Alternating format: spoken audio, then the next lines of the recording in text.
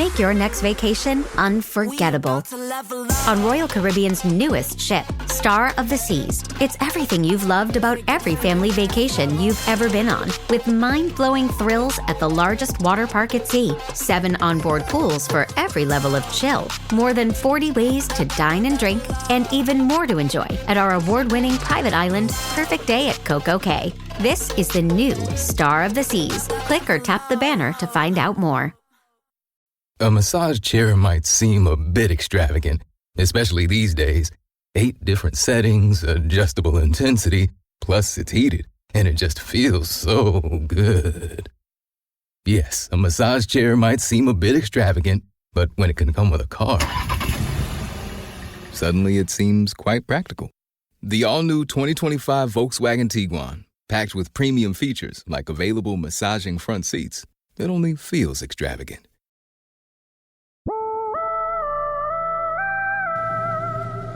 If fool me, we can't get fooled again.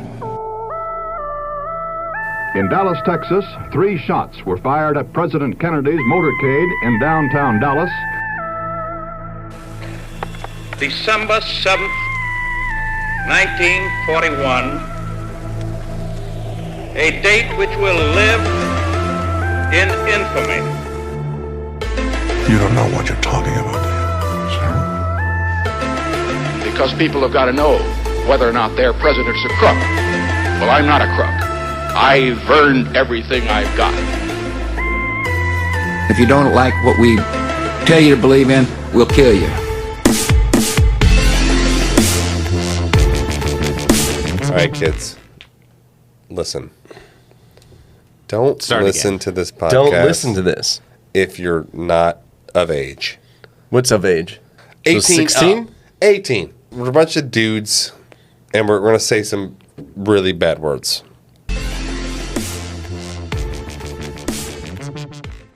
Hey, everybody. Welcome back to the Conspiracy Podcast. Your boys are here. We're back. Again. We hope you had a good New Year. You know, we're here. It's almost MLK Day, so yeah, we're coming up, and so by the time you hear this, it will be. By the time you hear it, it is MLK Day. That's right. That's right. That's right. So, do you guys know a lot about this, Martin Luther? Weirdly, I don't. I thought I think I should. Not so I think much I should. Yeah, about the conspiracies and all that. It's strange, isn't it? It's strange that not everybody knows. I know the it's. story. I think maybe they did such a good job, like sweeping it under the rug, covering it up, and they're like, "Oh, nothing to see here, nothing to see here." That's what we're here for. Trying to bring this to you guys. Question everything. Okay, so we're gonna kick off 2024 with a good one. I mean, we're technically not kicking off because we did release Loch Ness. True. Yeah, so we're gonna like, Well, I mean, Martin Luther King Jr. He is a staple in. It's a legend. He's.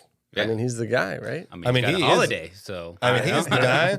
And the thing, like, I might save this for the conspiracy portion, but I will do a little drop here now. Have you ever? So obviously, there's MLK in every city, MLK Street. Yeah. Oh yeah. Why is it always the shittiest neighborhood? Dude, it's the shit. Where I live now, MLK is. I won't drive on it. Yeah, it's that sketch. Why is that? And when I lived in Cincinnati, both MLK streets they had were the worst. If you go down here to St. Pete, same shit. Dude, it's. I don't know why. It's like I feel like it's a slight. They're like. Why not? If they won't make it a prominent neighborhood, it's got to be like the hood. Yeah. Like MLK Street's the fucking trap. Well, being that this has a lot to do with racism, I'm going to let you guys talk about this the most. Thank you, Eric. Because, I mean, because you don't want to get canceled. It's hard being a white guy these days. Piece of shit. Fucking supremacist. Okay, so this is a big one, too. This is in the top, categories. For sure. Of conspiracies and stories and major turning points in America. Because he was so... Yeah. Because the guy fucking changed the game. Yeah. It's a fucking game changer. Yeah. So hopefully we do it justice, but here we go. Martin Luther King Jr., also known as Dr. Martin Luther King Jr., was born January 15th, 1929. He was born in Atlanta, Georgia, and he was originally named Michael Luther King. Oh. But later he changed his name to Martin. He was like, sounds better. Yeah. His family had a long legacy as pastors of the Ebenezer Baptist Church in Atlanta. His grandfather served from 1914 to 1931. and his father continued the role. Until his. He attended segregated public schools in Georgia and graduated from high school at the age of 15. What a fucking champ. Like already starting off like a boss. In 1948, he earned his bachelor's from Morehouse College, a distinguished institution where both his father and grandfather went. After theological studies at Crozer Seminary in Pennsylvania, he received a bachelor's degree in 1951. So his bachelor's was in like theology? That's right. Okay. Yep. Yeah. Theological seminary. Okay, so it's like, in essence, What does that like, mean? Well, the theology is Break it like down. Theology of religion. Well, right? theology is in itself like a religious study, and it's like it was what was it? Theology of the sermon, Seminary. Theological seminary. Yeah, so What's that? theological the seminary is the priesthood or like the pastor, like being a priest or a pastor. So it's like in essence the study of God and religion for a priest or a pastor. Yeah, that's right. That's right. So he continued his graduate studies at Boston University, and he completed his residence for a doctorate in 1953. Where do you do your residence if you're like a pastor, like at a church? I'm assuming so. Yeah. And you're like, Yeah, I you're guess like, so. you're like Yeah, an I'm assuming underling, so. and they're like, watch me fucking bless this motherfucker. Bless the shit out of this dude right now. of which he received his degree and became a doctor in 1955. I mean, that's awesome. Yeah. It's a PhD, so it's a philosophical. Yeah, It's like, Yeah. it's like, I mean, he's not doing surgery. or is he? Surgery on your soul. That's right. Yeah, that's right. So in Boston, he met and married Coretta Scott. And Coretta Scott would become his wife, and she's an intellectual woman. She was very artistic, and the couple had 2 sons and 2 daughters. Killing it. Yeah. In 1954, Martin Luther King became the pastor of Dexter Avenue Baptist Church in Montgomery, Alabama. He was an active civil rights worker, serving on the executive committee of the NAACP. In December of 55, he led the first significant Negro nonviolent demonstration in the United States. Yeah. Okay. And that was the bus boycott. Yeah. And it's pretty famous, actually, and which lasted 382 days. Damn, that was fucking just vapor killing. What is that boycott? Like just I think not have to sit in the back of the bus? Well, they weren't riding the buses. They weren't riding the buses because at they all. weren't getting treated like fairly. Fairly, yeah. So Yeah, they- but okay, just not being treated fairly Yeah, because they had to ride to in sit the back. There was a separate section in the back for the blacks, and Yep. so therefore they're like, okay, we'll just stop paying you. Yeah. Yeah. By the way, Fuck can we you. clear the air? Am I allowed to say Negro? Yeah, for Yeah. sure, Yeah. 100%. Yeah. Yeah, I mean, for, Let me bless you. I'm with that. okay. Let me just bless you with I'm that. allowing you to say like you're allowing me to it's say not. that. It's Okay. not bad. You're not No, I saying know. a bad well, word. Well, isn't it a negative term? No, No. No. it's it's an actual term. So if I walked down the street and I said, "What's up, Negro?" No, don't do that. I mean, that's just no. It obviously when you're talking, when we're We're talking about history. Yeah. we're going over history and this kind of thing. That's That's fine. That's what they said. Like, Okay, yeah. But like, obviously, you don't. It's not like in normal like conversational terms. You're like, Okay. Yeah. well, here's Sean. He's a Negro.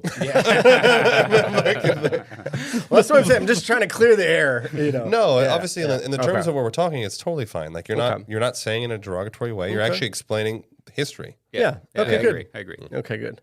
On December 21st, 1956, the Supreme Court declared segregation laws on buses to be unconstitutional. Good. Nice. So black and Win. white people were able to ride the bus Yeah, they're together. like I'm in the front, motherfucker. Yes. Yeah. Now, during the boycott, King faced all sorts of adversity, I guess you would call it. He was arrested. His home was bombed. Personal abuse. Bombed. Yeah. Despite shit. these challenges, he emerged as a prominent leader in the black community. Oh, for sure. They're like, this guy's not afraid of shit. Yeah.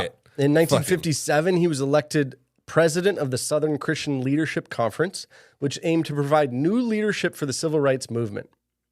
And he drew inspiration from Christianity and operational techniques from Gandhi. So peace. Yeah, peace. Like, Resolution through peace and nonviolence. yeah, meaning it's not, nowadays where it's, burn all the stores down. It's, Riot. we're going to like get our point across, but we're going to do it in a good way. Peacefully. Yeah. And because I think especially at that time, I think African Americans were looked at upon, they're animals and they're fucking, they're lesser beings or whatever. Right. It's like, it's almost like saying you're not better than us. Yeah. We're just as like civilized people as you are. Yeah. I mean, it's pretty obvious that there was major rights issues. Oh, 100%. Oh, for sure. Like even as a white person looking back and you see the colored only water fountain. Oh my god. You know, or the. Do you know what it reminds me of? Like it reminds me of fucking Hidden Figures. Because like I never saw that. I love that movie. Oh, I never saw that. It's so good. Really? And literally, there's a point where Kevin Costner, because it's like about NASA. And so Kevin Costner goes, and like Taraji P Henson plays one of the chicks, and like she comes in, she's like she's like soaking wet and late, and Kevin Costner's like, oh, well, if you're not gonna be on time, he's like bitching at her, like, you know, we're trying to do good stuff here, bleh. And she's like, and she goes fucking off, and she's like, cool, I have to fucking walk in my heels a mile and a half to the bathroom, the colored bathroom, and dude. And so literally they come in like next scenes. Kevin Costner's got a crowbar, and he literally crowbars the like the colored only, like the whites only sign off the thing, and he's like just fucking be on time. Like literally, he's like fuck it, I don't give a shit. Yeah, it's wild actually what it was. I mean, dude, what it's was happening. weird. Yeah, Strange. It's like, do you think there are things like that now? Fuck no. Are you kidding me? Segregation type? Not segregation, but something like at that time, I'm sure most people thought it was normal and it was just part of everyday life. Yeah. But do you think there are things that exist that are, I don't want to use the word racist, but that are demeaning to others just on the way that we operate, you know? I mean, I think that there are times, there are times I'm not happen. saying just with black people. No. I'm saying, I don't know, women. As an example, like remember when 9/11 happened? Yes. And dude, great point. Arab people were treated like fucking dog That's shit. a great point. Just everyone was like, "Fuck you," like get out of here, like you piece of shit. Point. And they're just like, there's only like 2 billion Muslim people like on Earth. They're like, sorry, right? And I'm gonna be honest. When 9/11 happened, I kind of felt that. Dude, me too. I'm not gonna lie. True. You know what I mean? I was Where like, that's the that crowd mentality, because that's what you saw in the news and the media, and then it just starts going and going. I know, and you're like, America. And the guy's like, so am I, bro. And they were like, shut up, Muslim. So yeah, it was a little fucked up. And no offense to them, but if I got on a plane in October of 2001, oh yeah, dude, and there was somebody that I was an Arabic man sizing up, I would have been very racist about it. Or I don't know if it's racism or I think at that time it is stereotypical. I think it is probably considered racism because it's against like an actual like sect of people. Yeah, and it's a large sector of even like right now, there's a big thing going on with migration. Oh yeah, for sure, 100%. And they're all coming in actually through my old hometown, Eagle Pass. It's really crazy. It's a small little town on the border, dude. Yeah, so it's crazy to hear that. But do you feel like that exists with I mean, I don't. Mexicans? I haven't personally felt it myself, but yeah, I do. I've heard others tell me about it. Probably back probably in that area too. I would presume. Exactly. I was going to say in Texas, I still have a lot of family back there. And then they just passed a law that now the police can stop anybody that they feel suspiciously is not in the right? country. And so ask them for like papers and this and that. Yeah. But then you get into the whole racial profiling. Totally. Like, yeah. You can stop somebody like me. And it's like, I'm driving a Tundra, bro. Like, what are you talking about? Like where'd you get that? Who'd you steal it from? Somebody like you can't be driving. No, like, why is your hair so perfect? And it's also very like, give me your papers. Yeah. I know, it's like Do you have your papers? the Nazis. It's very It little deep state or controlling state. Yeah, fascism. Yeah, exactly. Interesting. Anyways. Well, and if people don't know, because you haven't seen videos or whatever of us, Jorge is, what's your descent? I guess Mexican? He's Mexican. Is that what you mean? Like, yeah. Yeah. So I was born in Mexico, grew up, but, grew up over here. U.S. U.S. citizen. U.S. citizen. For the clarification. Eagle Scout, U.S. citizen. Yeah. For most of your life. Yeah. For most of your life. See how I get treated by people like Eric around here? Have you ever been on a plane? Eric's fucking tone. Oh, I remember that. Yeah. Tone deaf. Yeah. And then Sean, go ahead on yours. I'm weirdly enough 50% African American. I'm also 50% German. Yeah, there you go. Right. Yeah, so there you go. And then I'm 114% white. Yeah. So I'm just trying to give a background of where you're from and what perspective. Know. It's like the perspectives. Yeah, exactly. So okay. Moving right along. But if you guys do want to see us, then go follow us on social media because we're There you go. trying to put up some stuff over there. Yeah, exactly. I'm trying to take better angles of myself to look like shit. Most of the Okay, so over the years, Dr. King traveled extensively, and he spoke over 2,500 times. Really? That's a lot of fucking time. 2,500 times he spoke at different events, speeches, rallies, protests, etc. So he got out and he did the work. Oh, dude, I mean, that's like... 2,500 times. That's a guy, that's like... He was working. He eventually did, and everybody knows the "I Have a Dream" speech. Yeah, that was in the at the. Me and Eric actually ate. Yeah. Rory wasn't there. No. it was me and Eric. We ate sandwiches. Yeah. on the steps, and like overlooking. It was awesome. Yeah.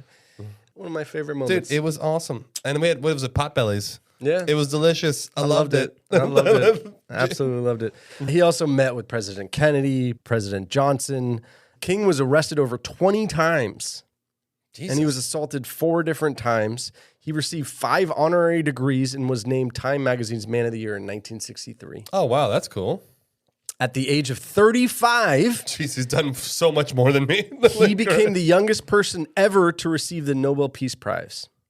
And he dedicated all the money that goes with the Nobel Peace Prize it's like $2 million. to the civil rights movement. Yeah, that's a lot of money, especially back in those days. Back then? Oh, dude, he was like rich. Yeah. But he was like, nah. Yeah.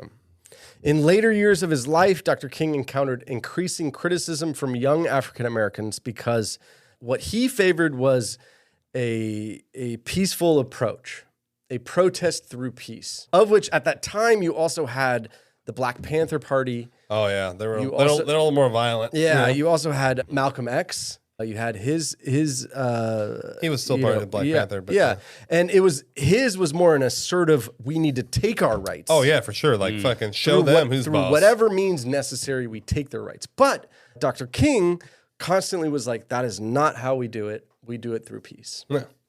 You know, because I think he also believed too that like everyone's equal. White people are also equal. Yeah. like we're all equal. So Yeah. why?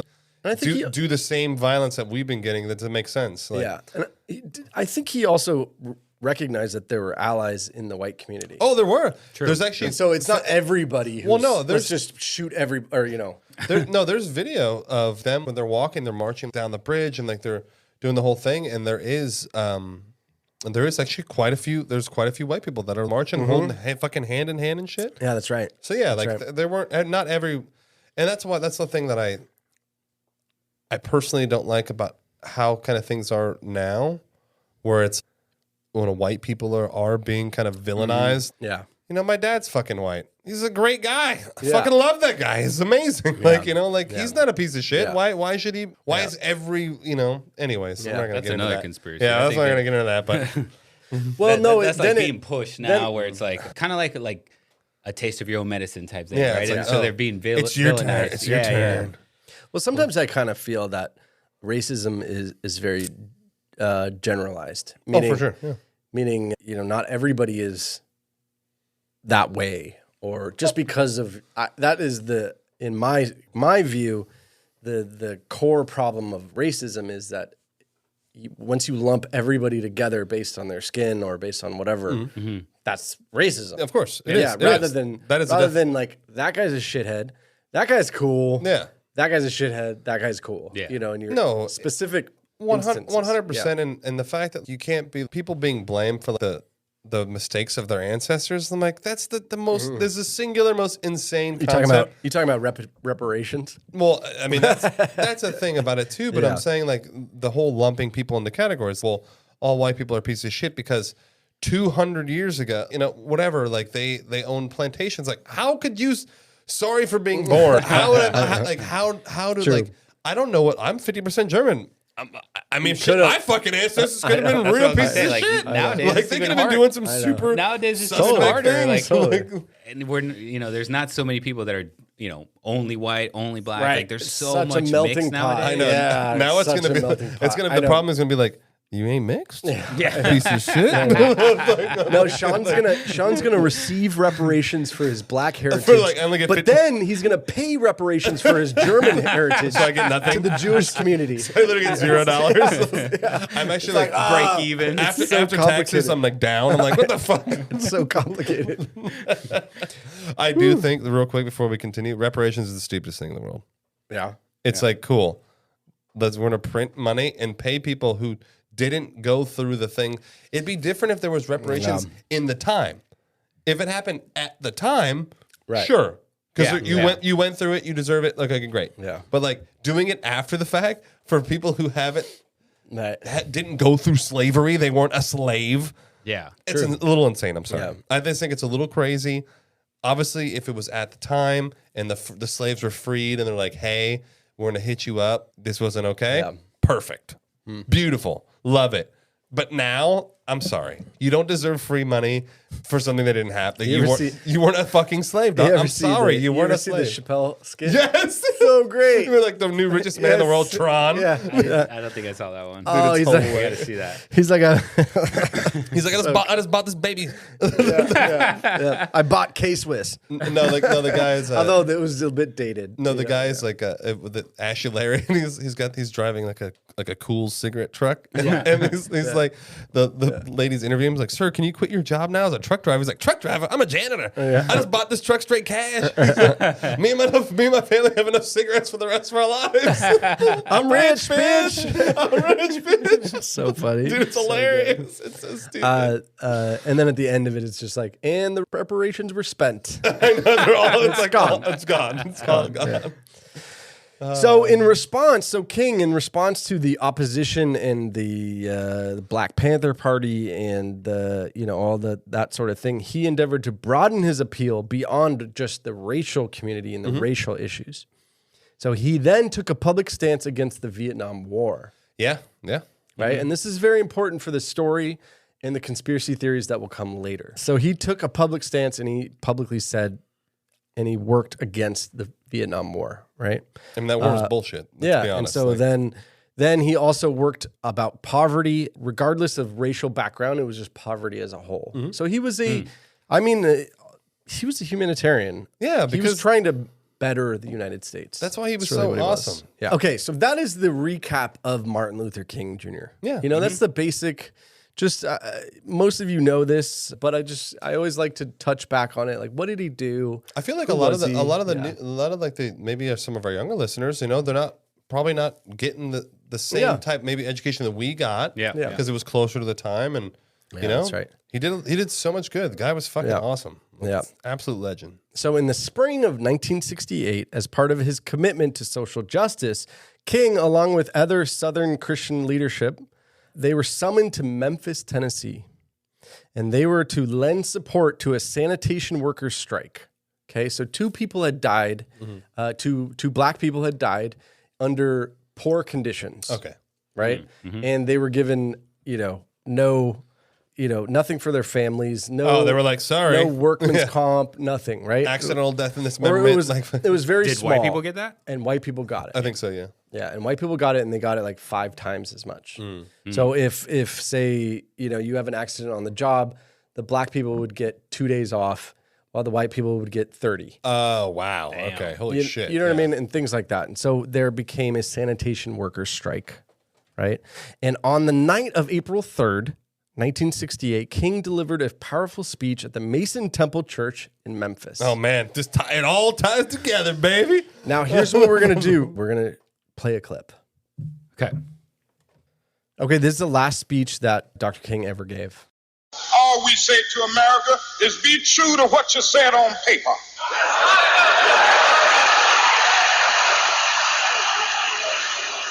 If I lived in China or even Russia or any totalitarian country, maybe I could understand some of these illegal injunctions.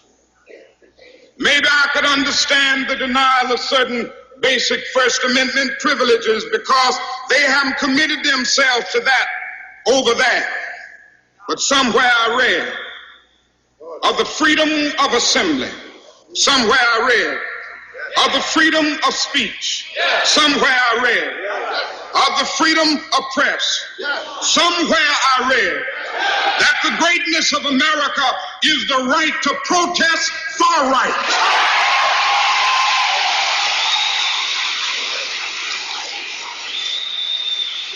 And so just as I say we aren't going to let any dogs or water hoses turn us around, we aren't going to let any injunction turn us around. Hit pause on whatever you're listening to and hit play on your next adventure.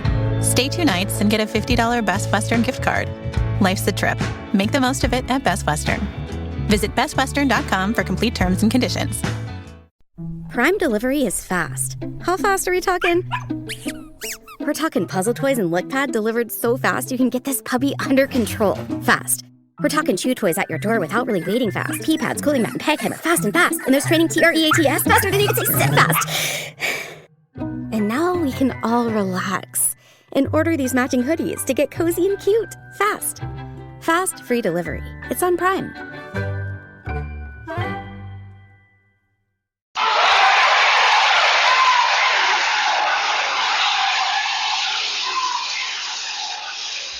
Well, I don't know what will happen now. We've got some difficult days ahead. But it really doesn't matter with me now because I've been to the mountaintop. I don't mind. Like anybody, I would like to live a long life. Longevity has its place. But I'm not concerned about that now. I just want to do God's will. And He's allowed me to go up to the mountain.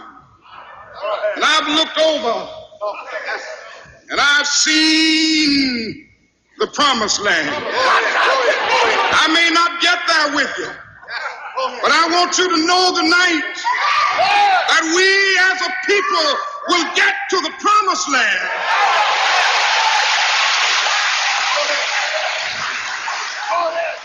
So I'm happy tonight. I'm not worried about anything. I'm not fearing any man. Mine eyes have seen the glory of the coming of the Lord. God damn. Goosebumps. And that was the last speech that Dr. King ever gave. He even says, like, I'm not worried about longevity. I know, I'm not right? afraid of many. So I might good. not make it to the promised land with Isn't you. that crazy? We will make it. We don't have speakers like that Dude, anymore. no way, No. God. Right? No. Do you have anybody that you were Dude, imagine, that you know? imagine if MLK was alive today and like running for president. It'd be like he would get 150% of the votes. Yeah, Isn't that exactly. crazy? Like, it'd be like a fucking Isn't landslide. that wild? Yeah. Like everybody from every other country would be voting for him. I mean, it would be like he would get 392 million votes. like what? I love the like the aspect that he brings of like the preacherness. Yeah. Oh yeah. So cool. Yeah. But it's yeah. It's also like the draw. Like he'll like draw it out and like it Right. sucks you in more, and you're like, oh fuck. A remarkable speaker. Just Yeah. amazing. Just remarkable. Yeah. I wish we had some speakers like that. It's not like that Nowadays, anymore, dude. Now yeah. it's just it's like this. It's kind of just like I feel like it's just like peddling. Who do you think's the last one like to have that? Like some sort of just motivational speaker type Yeah, shit. it's just like- and if yeah. you hear a politician, it's like, oh my god, Oh, you wanna God, shoot yeah. yourself. Who do you think's the last one? The last great speaker, dude. I don't know. I'd have to. I think mean, about it. Obama was pretty good. He's a good speaker. I think but he's a good that's speaker. why Good I threw that in speaker. there. Yeah, exactly. he's a good speaker. But he's a politician, so you don't connect like you connect. Yeah, Yeah, like because obviously with him, like he's super charismatic and obviously Yeah. very Right. likable guy. Charismatic. It's But like, different. it's different than Connecting. he's Like if you he's like connected with ulterior motives. Like it is his Yeah. motives are not really and Yeah. like MLK's. I don't give a shit what No, happens to me, MLK bro. is Like fucking, this is know, about you. Feel purpose. Yeah. And Obama was like you said. I mean, charismatic. He's cool. Everybody likes Charismatic, him. that's the word. Yeah. But the last one, like MLK, I don't Dude, I know. don't know. Because Kennedy had that a little bit. Yeah, Didn't Kennedy he? did. We choose not to go to Yeah. the moon because it's hard. That's or true. whatever. Not- Yeah, not because what it's you easy. can do Because for it's your not- country. yeah, like all that, you know. Yeah, and then he got nuked too. FDR But then- had pretty good. RFK had pretty good. Yeah, I think those. I think it's. Yeah, I mean, you know, I think it's whenever you can tell when they're speaking, it's not about self-interest. It's about I got it. trying to actually do good. Yeah, I get it. And that's that's why I think Reagan. I don't know. I think he was just kind of Gorbachev, a shithead. pull down that wall. He was kind of I think he's just too big of a dick. He was an actor. He should have been good. Should have been really good. Damn it. All right. Well, so that was the last speech that MLK ever gave. And it seems like some people say that he foretold his own demise. I mean, it kind of sounds like that. Kind of a little bit like that. Yeah. He says, I've seen the promised land. Imagine like the fucking threats he was getting. And like, dude, on a daily basis. Yeah. Just all the time. It's worth, his purpose fucking It's just worth kept noting driving him. he did survive an assassination attempt 10 years earlier. Oh, shit. And so it wasn't like he didn't experience yeah. this. Yeah. Mm-hmm. Yeah. That's what he's like, I fear no man. Yeah, exactly. Here to do God's work. Okay, good. So the next day at 6 p.m. on April 4th, King emerged from room 306 of the Lorraine Motel in downtown Memphis. As he was preparing to go to dinner at the home of Memphis minister Samuel Kyles, Jesse Jackson, Andrew Young, Ben Branch, they were in the parking lot of the motel waiting for King and Ralph Abernathy, which he shared the room with. King bent over the railing to talk to Branch, a musician who was planning to play at the evening's events. Kyles was on the balcony with King, and Abernathy was still in his room. At 6:01, just as King was leaning over the railing, he was shot by a .30-06 high-powered rifle. He fell backwards immediately. The bullet entered on the right side of his face and neck. He began bleeding profusely from the neck wound. Andrew Young was one of the first individuals to attend him. He initially thought King was dead, but he felt a pulse. As King lay bleeding on the second-floor balcony of the motel, his head was placed on a pillow. There's a photo that you can actually see, and we'll put it on our Patreon. Yeah. As King lay bleeding on the second floor of the balcony, his head was placed on a pillow. His wound was covered with a towel, and a blanket was placed on his torso.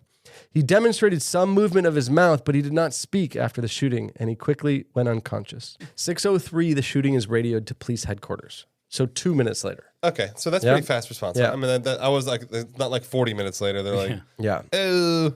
Yeah, but it only takes, 2-3 minutes to bleed out. Oh, dude, yeah. Like, right? I mean, especially you get hit in a major artery. Especially. If you get like carotid artery, 30 minutes. Yeah. 30 minutes? No, sorry, 30 seconds. Yeah, I was going to say. Sorry, I didn't mean 30 minutes. Carotid artery, you'll bleed out like instantly. You're like dead. Yeah. 6:08, the owner of Canopy's amusement company informs police headquarters that a white man had run through the alley and dropped a bundle of some kind, fleeing the scene in a white Ford Mustang.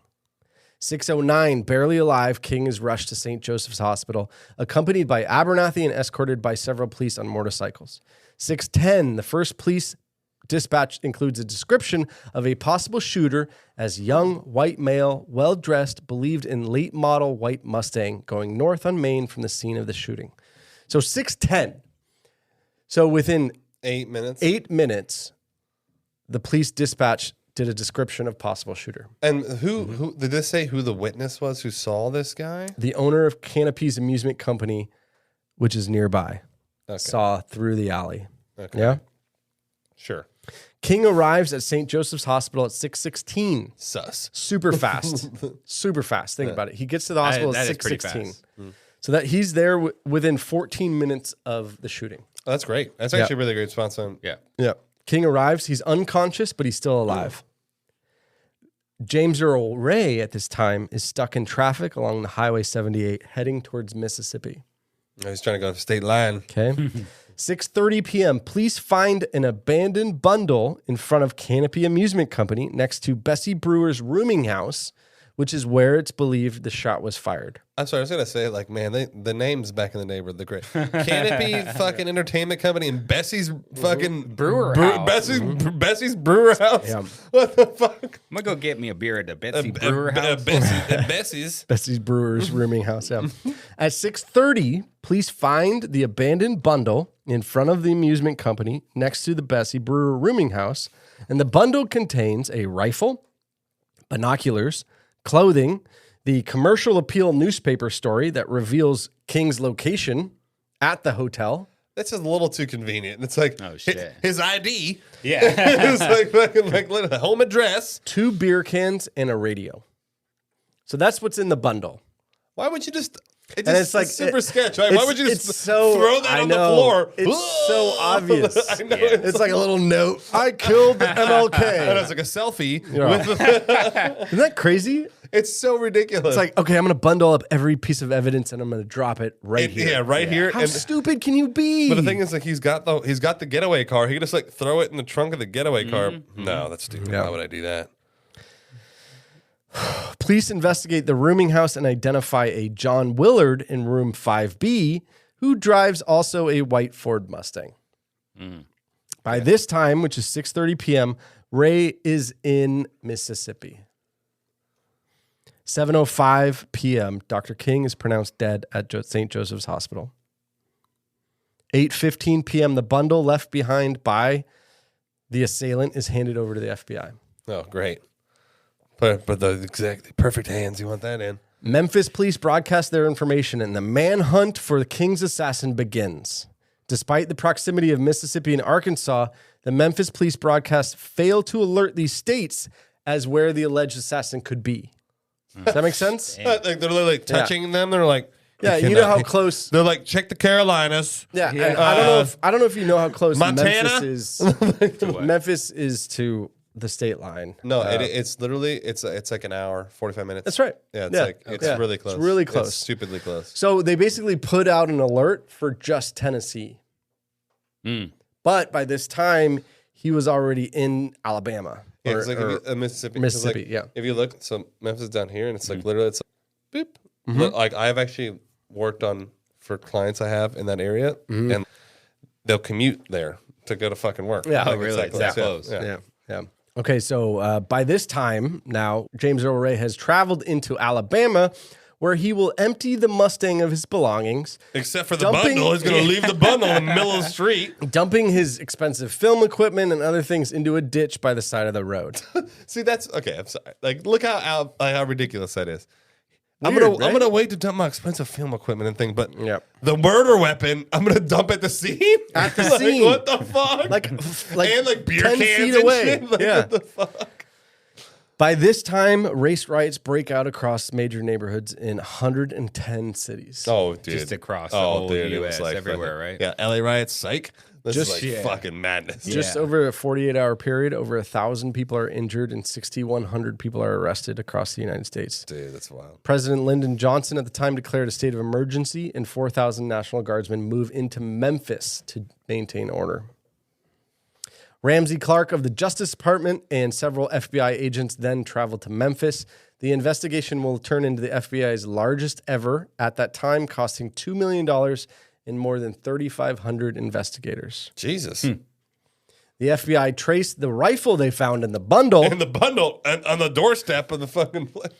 To Aero Marine Supply in Birmingham, Alabama, and finds the receipt signed by a Harvey Lohmeyer. Ray is still on the loose. He's in Cali now. He's just fucking... Homie drives to Atlanta on back roads and abandons his white Mustang after wiping it clear of all fingerprints. After retrieving a few things from his room at the Flop House on Peachtree Street. The Flop House. Back to the names. There. Picking up his clothes from Piedmont Laundry, Ray then boards a Greyhound bus to Detroit, Michigan. Wow. Okay. April 6th. From Detroit, Ray takes a taxi across the Canadian border. This guy's everywhere. God damn, okay. I mean, this guy's like fucking, what's his face? Who's fucking did JFK? I know. Right? He's like, he's in Russia. Yeah. No, he's way better than Lee Harvey. Lee Harvey went to a movie theater and jerked off. Lee Harvey's like, Lee Harvey went to the went to CIA headquarters. I did it. Yeah. Why aren't you consulting me on this? Christ, man. April 7th. Movie theater and jerked off. Like across the street. Debbie does Dallas. Dallas. That's so fucking stupid. That's so dumb. April 7th, President Lyndon Johnson decrees April 7th to be a day of mourning. King's body is viewed by mourners at Spelman College in Atlanta. April 8th, King's widow, Coretta King, and dozens of national figures lead a peaceful memorial march through downtown Memphis in tribute to Dr. King in support of the sanitation workers Oh, that's right. The strike's still going on. Fuck. Yeah, exactly. Oh, wow, yeah. It's probably still going on now. They're never going to give up. On April 8th, Ray attempts to get a Canadian passport, and his goal was to fly to Rhodesia, now Zimbabwe, a segregated country he sees as a place of refuge which will be protected and celebrated for his deed. Oh, wow. So he's going back to like fucking, like what? He's going to Rhodesia? What the fuck? April 9th, Dr. King's funeral is held at Ebenezer Baptist Church. 50,000 people attend in Atlanta. That's a lot of people. 50,000. Yeah. Wow.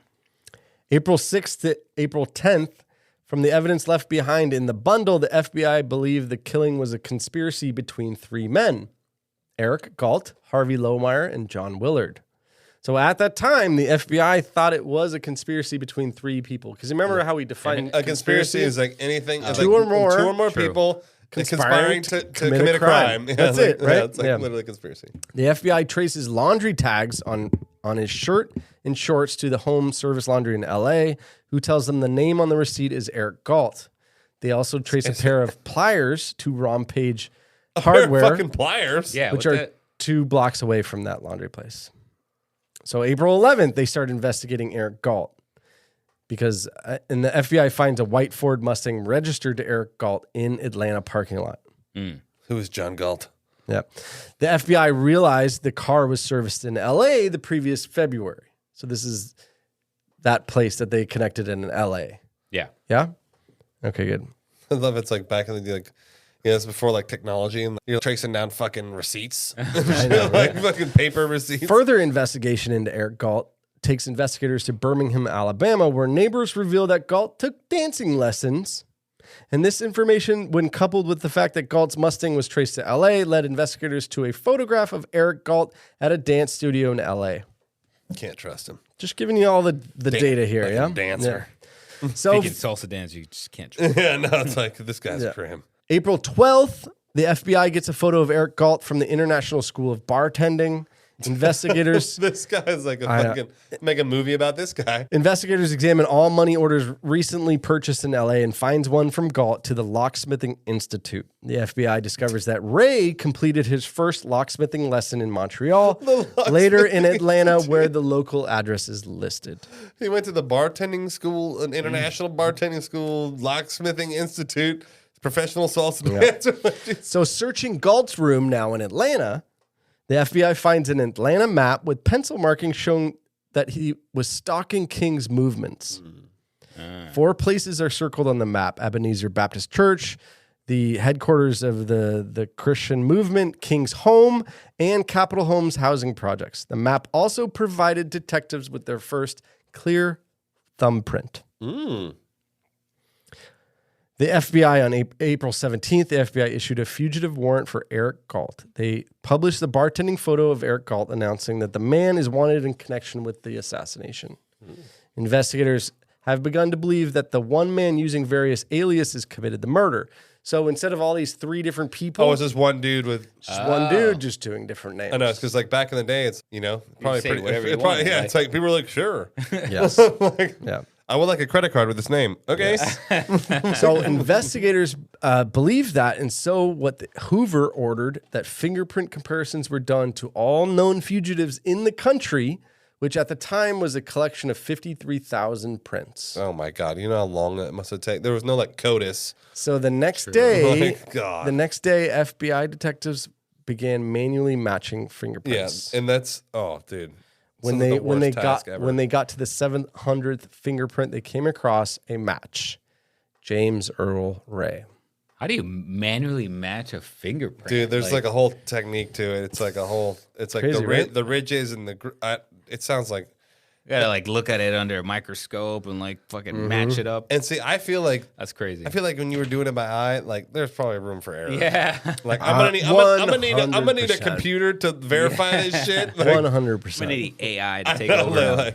So the FBI immediately distributed Ray's name and mugshot on posters around the country and announced the fact that Eric Galt is actually James Earl Ray. Okay, yeah. Yeah. Investigators also included Mexico and Canada authorities in the case. But not Alabama. So the FBI had historical evidence showing that he did visit both countries. So then they put out the alert to those countries as Bolos. well. Yeah. So April 21st, the ABC show called The FBI, which is a rad show. It's called The FBI broadcasts a short appeal for public assistance in the fugitive investigation of James Earl Ray. Now, I just want to reorient you. Cash at least? We're at April 21st. Mm-hmm. Do you guys remember when he died? The 9th? Oh, no, the 9th was his funeral, right? He died on April 4th. Yeah. Yeah. So think about this. Somebody killed MLK and there was nobody. And we're talking about the 19th and 21st.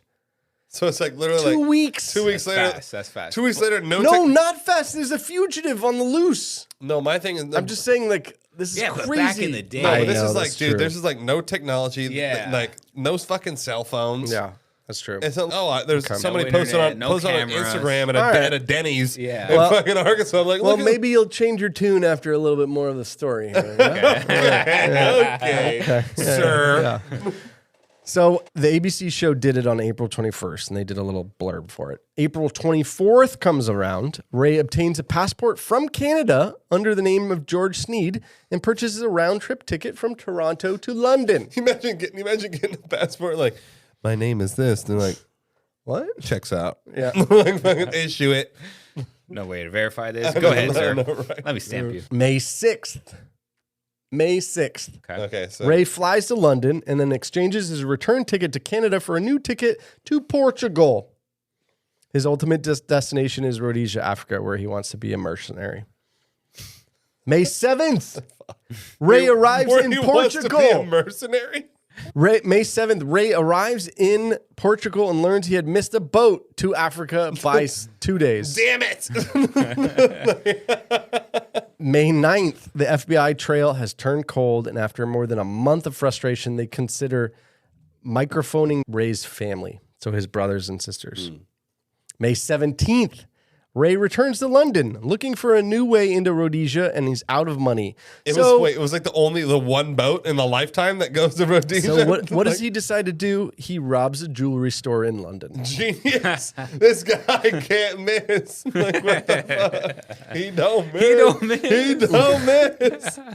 May 27th, Ray attempts to rob Paddington Jewelry Store, and after encountering unexpected resistance from the owner, Ray takes off down the street without any jewelry. Unexpected resistance. He's like, give me the money. The guy's like, fuck off, fucking cunt. June 1st, after looking at 170,000 passport applications, the Royal Canadian Mounted Police find a match between the photograph of Eric Galt and an application for George Sneed. Shout out for the Royal Canadian Mounted Police. I literally feel like they were looking through the passports on horseback, too. Investigators tracked the information on the passport to 962 Dundas Street, where Ray had used the alias Paul Bridgman before he left the country. Sneed's passport enabled investigators to then track Ray's trail from Toronto to London to Portugal and back to London. The FBI releases Ray's name and updated list of aliases to airports around the world, and he is put on the watch and detain list. I mean, this guy's like alias god. Like, I I don't was know gonna how say, like, these names sound pretty legit. I know. Like, I'd be like, I'd be my like name John is Smith. My name is Peter Piper. Fuck. Damn it. Literally, I want to be like the worst at making up these names. June 4th, Ray attempts to rob a bank in England. He's like, I need to step my game up. I got a little bit more resistance at the jewelry store. I got to go like next level. But the robbery is botched when the bank teller accidentally kicks a metal box, and Ray thought it was a gunshot, so he ducked. And he ran from the bank only stealing 95 pounds, which at the time was $200. I'm out. Fuck this. June 8th, London Heathrow Airport, Ray attempts to buy a ticket on European Airways to Brussels. An immigration officer spots Ray's 2 passports and concerned says, and he finds that George Sneed was on the watch and detain list. He's quickly arrested and the FBI immediately begins process for extradition. Yeah. How did he get so many passports? How is this fucking The system was so lax. That's a good question. They didn't give a shit. June 11th, Ray protests extradition. So June 27th, Ray attends his extradition hearing in London, and preliminary evidence is laid out against him. The United States is then granted extradition on July 3rd. So from April to July, that's when we got him, basically. July 8th, journalist William Bradford strikes a deal with Arthur Haynes, an Alabama defense attorney, in which Bradford provide the money for Ray's defense in exchange for exclusive rights for a book. Of course. Oh, God. There you go. Of course. July 19th, he arrives to Memphis in a full bulletproof vest and safety-heavy Kevlar pants. You better. Don't shoot my legs. Yeah. Yeah. November 10th, after Ray Imagine how many learns... people wanted to fucking kill him showing up. Every African American is on Earth. Yeah. So his original assigned attorney is named Haynes. And so on November 10th, after Ray learned that Haynes believed that Ray faces no chance of winning, Ray fired his attorney. Yeah. 2 days later, in an interview for Look magazine, Ray alleges that a fellow conman named Raul was the perpetrator and actual assassin of Dr. King. Raul! And Ray argues that he was the getaway driver. Oh, he was in like the That's muscle. very important for our next few episodes, or a couple or episodes. He has this guy named Raul that he says was the Raul! Yeah. A Latino wouldn't have done that. So February... I'm going to tell you right now. Jorge's like, I am Raul. That is not how it went down.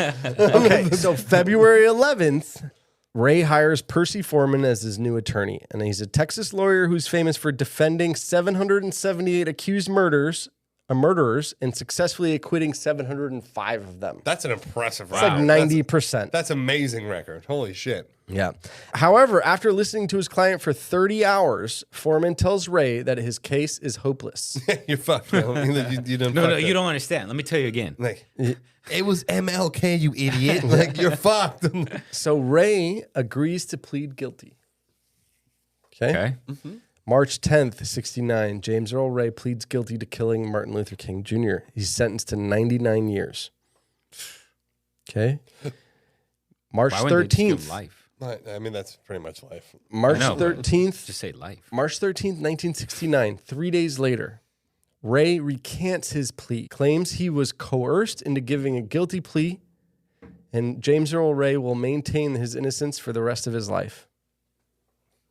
Okay. But he was already convicted, or what? He said he's guilty. Like he entered a plea. He pled guilty, and they gave him 99 years. It's like So they already had given him 99. Yeah, Okay, 99 years. But then afterwards, after the fact, 3 he's days like, later- I'm innocent. I was Yeah. coerced. 3 days later, he recants. April 17th, which is a month later, he files a petition for a new trial, was denied. Of course he was. They were like, Yeah? no, we're not. Like the justice system's like, we're not going to open this can of worms, bro. Yeah, Like, exactly. You're fine. May 1971, he plants a dummy in his bunk bed. How did he get a dummy? Ray attempts to escape prison through a steam tunnel. He's caught midway. How did he get a dummy? Okay. That's the I craziest mean, that's a part. whole other story That's in the itself. How do they get anything in prison? I know. That's It's a like, whole this other is the- story in itself. Where's the steam tunnel? What the fuck is going on right now? It's like Shawshank Redemption. So that was May 71. February 72. Ray attempts to escape again when he's caught cutting a hole through a ceiling near his work area. He gets caught again. This guy's fucking. Between 74 and 78, he appeals 4 different courts to have a trial. He's denied every time. Yeah, they're like, fuck off. Yeah. Yeah. Get out of here. June 10th, 1977, Ray escapes from prison No way. He actually got out. Holy successfully shit. Holy shit. This guy- using a makeshift ladder to scale 14-high-foot prison wall. 3 days later, he's captured, and just 1 year, is added to his sentence, making it 100 years. I know they were like, maybe like 1 day more. Fuck it. Like, God damn it. August 16th, Yet again, 1970. why not life? I know. Yeah. It's like, come on. 1978, Ray testifies before the House Select Committee on Assassinations. After careful review of the evidence, the committee will conclude that Ray acted alone despite circumstantial evidence of a conspiracy. Well, one quick thing on the Jorge's point is like, why didn't they give him life? But like, why do they give people like we give them 3 consecutive life sentences? I'm like, that's someone else. Like, why? It doesn't. That's the point of it. It doesn't make any. Yeah, it doesn't like make it. Yeah, got him. Yeah. I mean, but why? I don't know. When he lives again. August 10th, 1979, after a meeting with Ray and his new attorneys, Reverend Jesse Jackson and James Lawson, they announced they do not believe Ray was responsible for Dr. Jesse King. Jackson? Yep. They don't believe that he was responsible for Dr. Wow. King's death. Okay, this is a huge turn here. Yeah. You got Jesse Jackson fucking got his back? 1979. James Earl Ray again escapes. Dude, this guy, wow. And he got a slap on the wrist. He escapes from prison. They took 5 years off his sentence. He For being so fucking good at this I know, shit. like, amazing. He had escaped his. I don't want to say he escaped prison. He escaped his cell. Which is And then impressive he was still. scaling the wall. This guy's And amazing. then he had to crawl along the base of the prison wall under a camouflage blanket when the guards caught him. I mean, this guy, you got to give him No style additional points. You got to things. give him style Yeah, he points. I just mean, goes, like, unbelievable. Yeah. December 1993. He's like 70. This is like, Jesus Lloyd Christ. Jowers, the owner of Jim's Grill that overlooks Lorraine Motel, states that he was part of a conspiracy to kill Dr. King. On ABC's Primetime Live, Jowers claims mobsters gave him $100,000 to plan King's assassination and that someone other than Ray fired the shot that killed the civil rights leader. Ooh. A subsequent investigation by the FBI ruled that Jowers' claims had no merit whatsoever. Yeah, sure, FBI. December 96. Debilitated by kidney and liver disease, Ray is hospitalized 15 times and then slipped into a coma. Shit. Yeah, from all of his fucking escape attempts. Jesus Christ, the guy's climbing mountains. Apparently, he was stabbed multiple times in prison. And James Earl Ray, on April 23rd, 1998, died from kidney and liver disease at age 70 because he contracted hepatitis C from the blood transfusions. Oh, wow. Great. Yeah. No, the super hygiene fucking. So in December of 1999, Loretta Scott King announced that she believes that Ray did not act alone. What? Cue the horn. Loretta Scott King testified in trial, and it was a lawsuit that she brought forth, which is a wrongful death lawsuit against this guy who said that he was paid $100,000 to do it. Remember the the guys the mobsters were paying. Yep. Of which the lawsuit ended with the claim being awarded to the family, of which was $100. Wait, so Coretta got 100 bones. Yeah. That's all she was suing for? She was That's suing all she for got. the point, though. She was suing for the point of it compared to the money. Does that make sense? Sure. Yeah, but, I mean, like 100 still. bucks. It's almost like it's almost slap in the face. Like, Yeah, it's it. $50. So in June of 2000, U.S. Attorney General Janet Reno conducted the 4th investigation into Ray's appeal. But it was found no evidence of conspiracy or any reason to reopen the case. I mean, okay. But to this day, the King family believes that he did not do it or he was part of a big conspiracy to kill Martin Luther King. That he didn't have anything to do with it, or that he wasn't the one that pulled or- the trigger. That he wasn't the one who pulled the trigger. Or he's just part of the whole conspiracy. Maybe he was the wheelman, like he said. Yeah, yeah. You know, he did have the car registered in his fake name. Yeah. But if he was the wheelman, I mean, does it sound like a Raul would do that? Like with like not Raul. No, I'm just saying. Yeah. I mean, it sounds Like like a- sounds like a Raul would drop the murder weapon in the middle of a fucking street. That sounds like a Raul thing to me. Such a dumb move. Such a dumb move. Well, see, because that to me, that is the single thing that's I'm like, if that wasn't happen, I might be like, it might be. Yeah. Yeah, his guys probably did it. Well, why is he running? And also, why is he going to Africa? He thinks he's gonna be like a god I know, in right? like the land of the black people. Like, what the fuck? Yeah. You know, I'm going to give you a little bit of a teaser for next time. One thing that Eric said is that he wanted to go over there would where be he will a be mercenary- celebrated. it'd be a No, mercenary- where he said where he'll be Segregation. celebrated for his deed. Oh, yeah. So it's like, what? They're going to celebrate that he did that? It makes no 'cause sense. Maybe it's like a thing of like, there's like 99 virgins waiting for you, like in Rhodesia. No, I mean, I think the idea is that in that part of the world, segregation was Still a thing. Yeah, and MLK was against it. So it was, It's It still seems racist. super. It was a Still racist seems area. super far fetched. Yeah, I know. It's like pretty much. They might as well have told him, "You're gonna go. Trust me, bro. You're gonna kill him. Yeah, you're gonna kill him, okay? And you're gonna go to fucking. I know. Where's Thor from? Fucking Asgard. Oh yeah. You're gonna go to fucking Valhalla. Asgard. Yeah, you're gonna go to Valhalla, brother. They're gonna fucking praise you. But so next episode we are gonna do. It's a majority of it is on James Earl Ray, right? Okay. And just a little bit of a teaser on here. And I didn't bring it up in this episode, but at the time of Martin Luther King's death, he had escaped from prison already. See, this guy is like At the fucking time of his death. Okay. So he was an escaped convict. He's an escaped artist. Like when MLK died. Yeah. He's out of control. I mean, this James Earl Ray guy is out of control. I mean, I'm kind of impressed. I know. Like, I know. That's fucking impressive. Like, how are you able to escape that many The prisons? real life Shawshank. I know. Shawshank Redemption guy. Anyways, that's episode 1, MLK. All right. Well, we're gonna get into more. I don't want to talk anymore because I'll say it was a lot of info too, like all at once. But I wanted to tell the story. No, and so it was everybody good knows. It was good to get these details. Yeah, like, you know the I story. didn't know a lot of this. It's also a fresh recap. You know, that's fresh, hot recap. Yeah, like, exactly. Yeah, so I think it's good.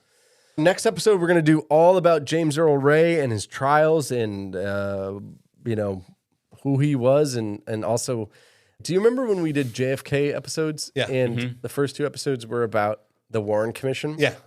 Yeah. So the next episode is about, they have a similar thing, but it's just shorter. The Earl Ray Commission. And it's the Earl Ray Commission. We promise it's not going to be 3 episodes. Yes, of no. Earl, Man, the Warren Commission It's is going to like, be it's going to be half an episode, and it's just about what they found in the investigation. Yeah. Got it. You know, because then we can go from there and go, okay, what do we think happened? Yeah, what's here? going What do on? we really What's think happening? happened? What's popping?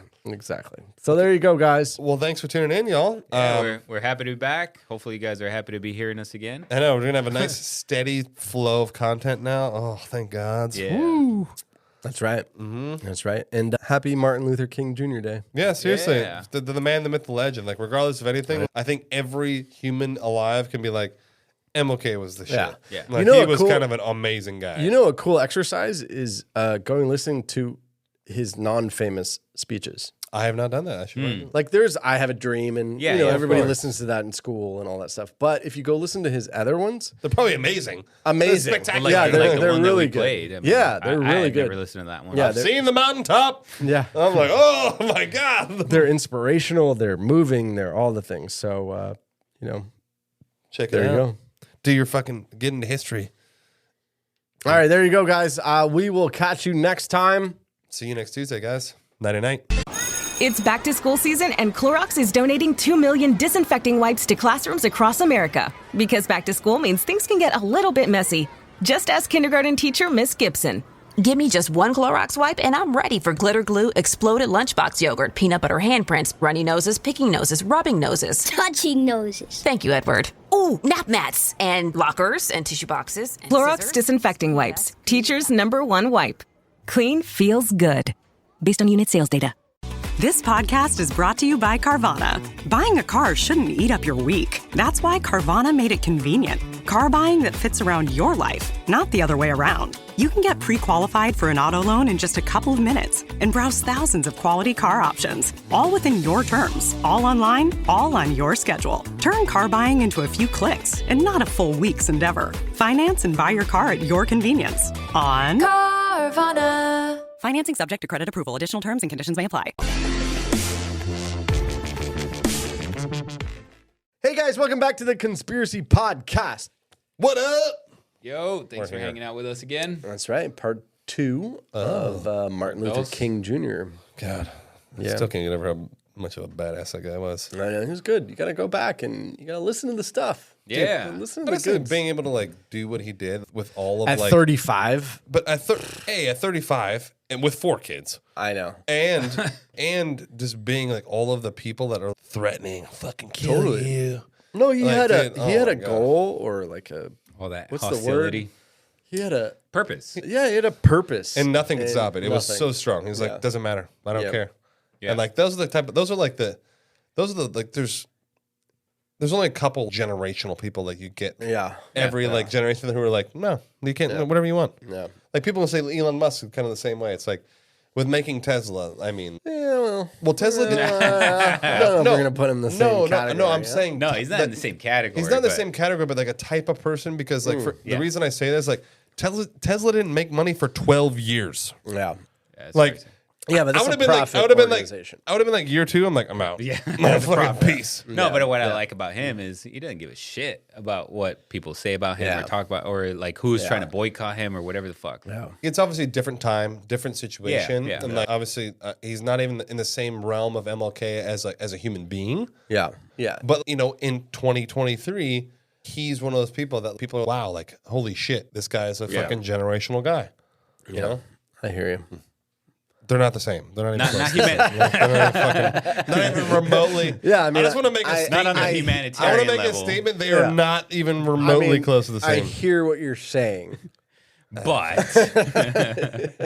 well, we're not going. No, I hear the words. You hear the words that are coming out of my mouth? Here come to stab you after this episode. So we got to finish the episode first, so we get the content. Yeah. Then you're getting. Okay, so if you have not listened to part 1, go back.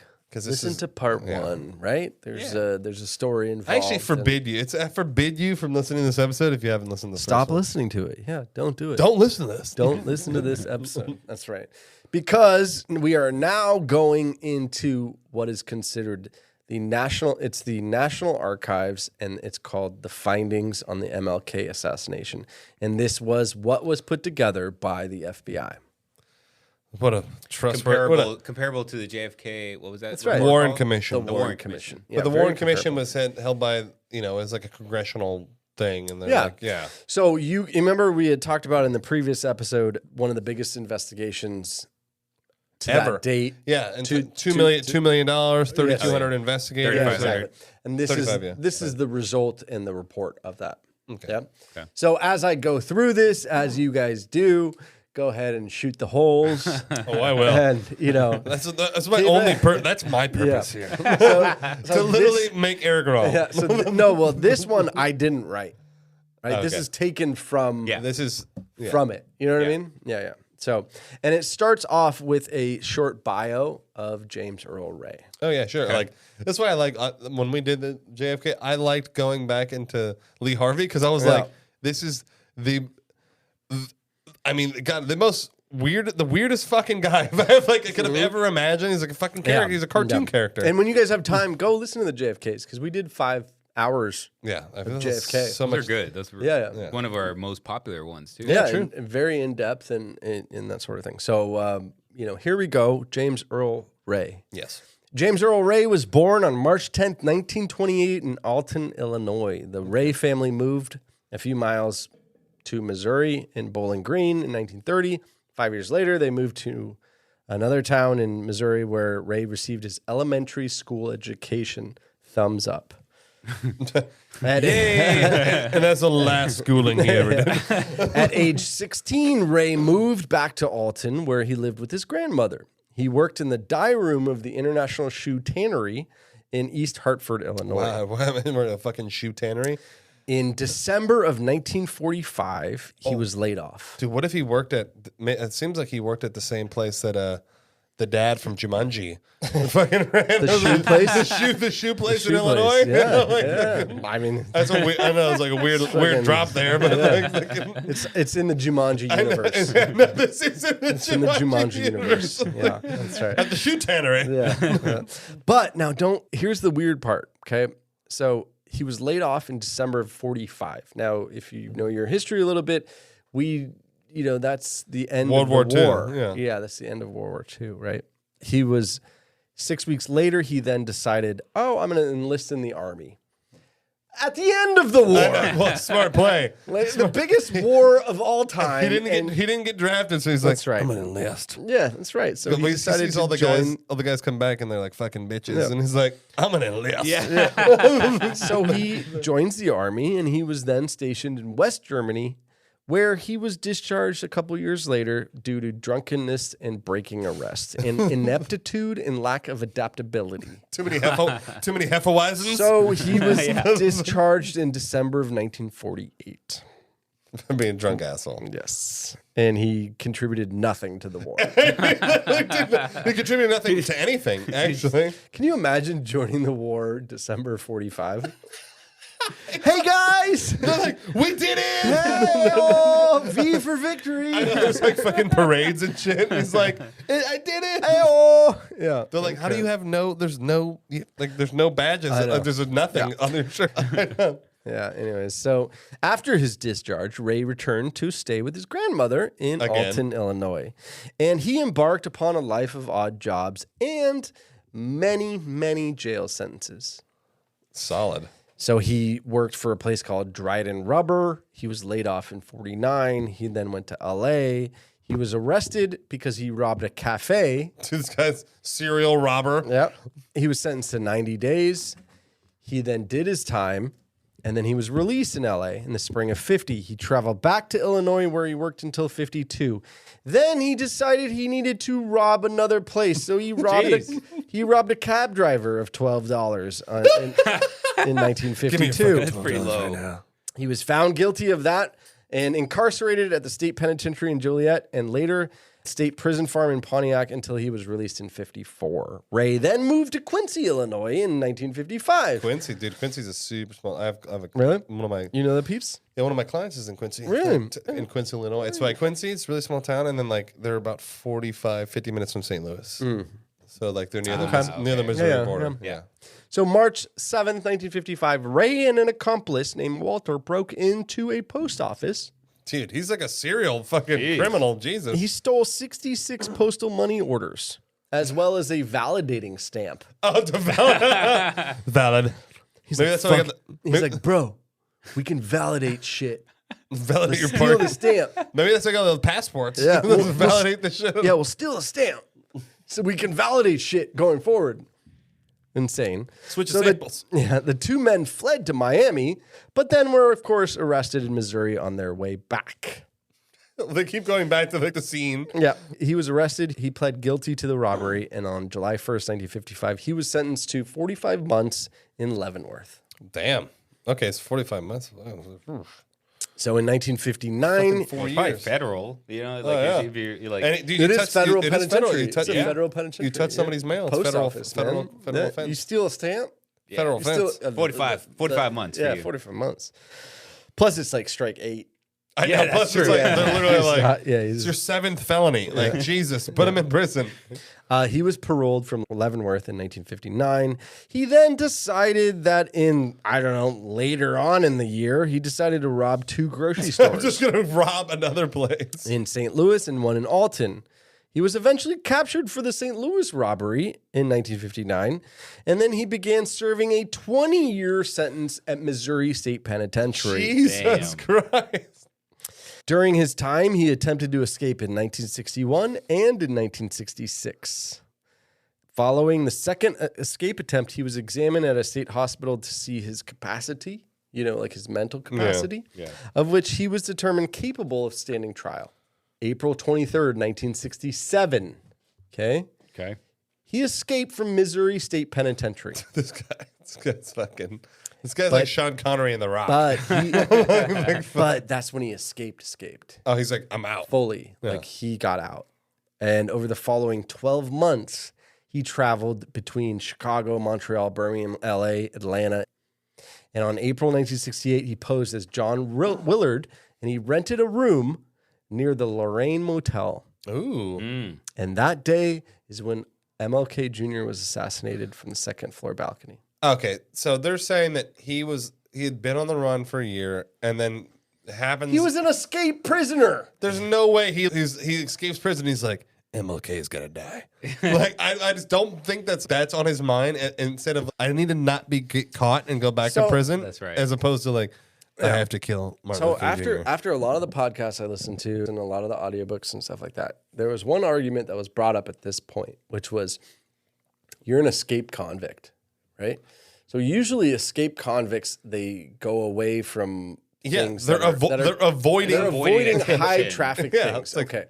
MLK is what? The highest traffic profile. Top 5? Dude, at top I one. mean, you have RFK.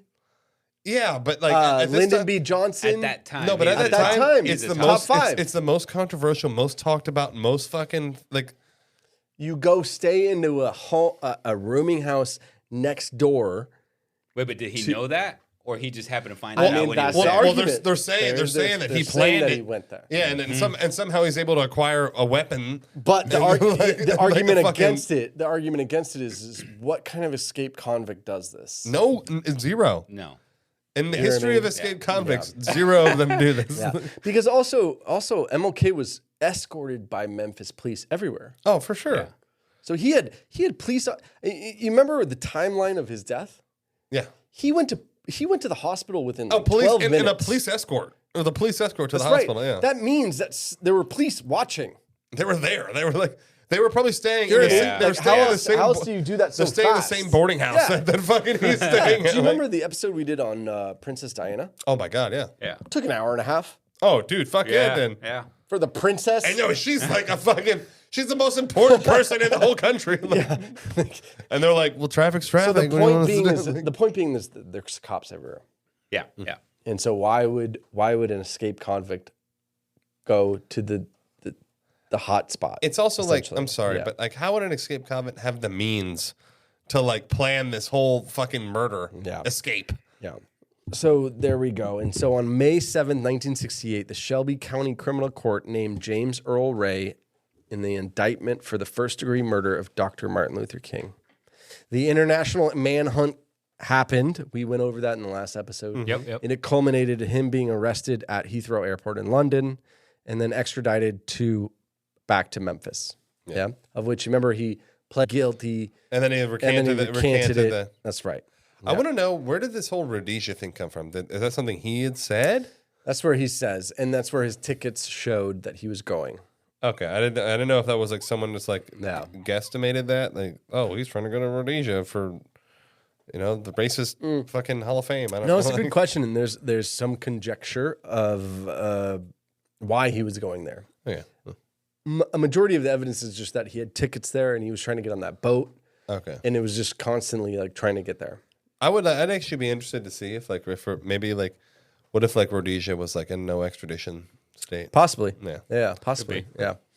So with Ray's background, his criminal record, his trial, his conviction, his escape, everybody in the country was like, "This is the guy." Well, and which I don't. He's an escaped convict. I mean, like a psychopath. Oh, we got him. We extradited him from another country. Like that became a trial by media. And I don't blame them because like, look at his look at his rap sheet. I mean, my God. I mean, the guy is like a career criminal. Yeah. So it's an easy slam dunk case. Yeah. But it's fishy. So the FBI says that they did an exhaustive. They use the word exhaustive investigation. Yeah, they exhausted a lot of funds. A lot of taxpayer money. But here's what they say, and this is how they define exhaustive: is 20 days of public hearings, 3 days of testimony of Ray himself, right, and then no trial. Oh, exhaustive. No trial? No trial. You know what's exhaustive? 2,500 public speaking events. That's fucking exhaustive. Yeah, that's right. True. And MLK did a fucking smile on his face. So here are the results of the investigation and the committee that determined that James Earl Ray fired the shot that killed Dr. Martin Luther King Jr. Then they do it in summary bullet points. Okay. And what we're going to do is there's 7 points. So we'll go through the points and then we'll talk and then about each one. Okay. Does that make sense? Okay. Yeah. Point 1. Dr. King was killed by one shot fired from in front of him. Okay, so he's on the balcony. He's on the balcony. And so he's got, okay. One shot. Now, point number 2. The shot that killed Dr. King was fired from the bathroom window at the rear of a rooming house, which was basically across the way at 422 Half South Street, Memphis, Tennessee. But I thought it hit him like in the right side of the neck, like in the neck. That's right, it did. Oh, in the last episode, you said it was the neck and the face. In the face, yeah. So maybe it was the face. A little bit downward. It seems like it was like right downward. A little bit But then downward. it wasn't. No, if it cut the neck or the neck through the face. Well, he was on a balcony, so he's got a shot. a tiny bit of an upward angle. Yeah, so it's like Tiny here, bit like, of a side, I was thinking. Yeah, like from the side, but up to the side, like Yeah. through here, and then like out through the fucking jar or some shit. Yep. Okay.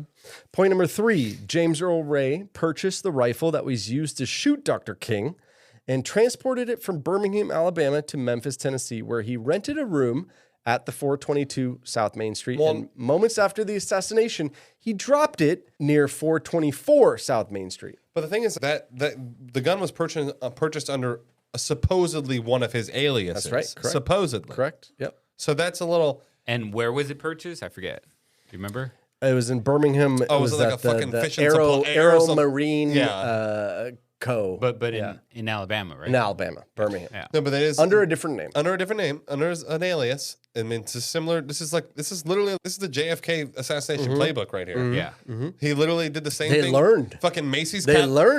catalog under a different name. I know, they Macy's learned. catalog. He did. He got the shittiest gun in the world from a Macy's catalog. Like, Yep, literally. true. And I was just thinking too. I was like, obviously, supposedly, Lee Harvey Oswald was a sharpshooter. Yeah. Right. This escaped convict guy's never shot a gun in his whole fucking life. Well, you don't know. Oh, he's that. in You the don't know army. that. He's in the army. Yeah, but he was drunk the whole time. He was True. like, I mean, we have beer cans. He did not fire a We have shot. beer cans. That's It's true. that's the only consistent thing with this. Yeah, The beer cans. that's true. That's only consistency. Point number 4 of the committee. It is highly probable that James Earl Ray stalked Dr. King for a period immediately preceding the assassination.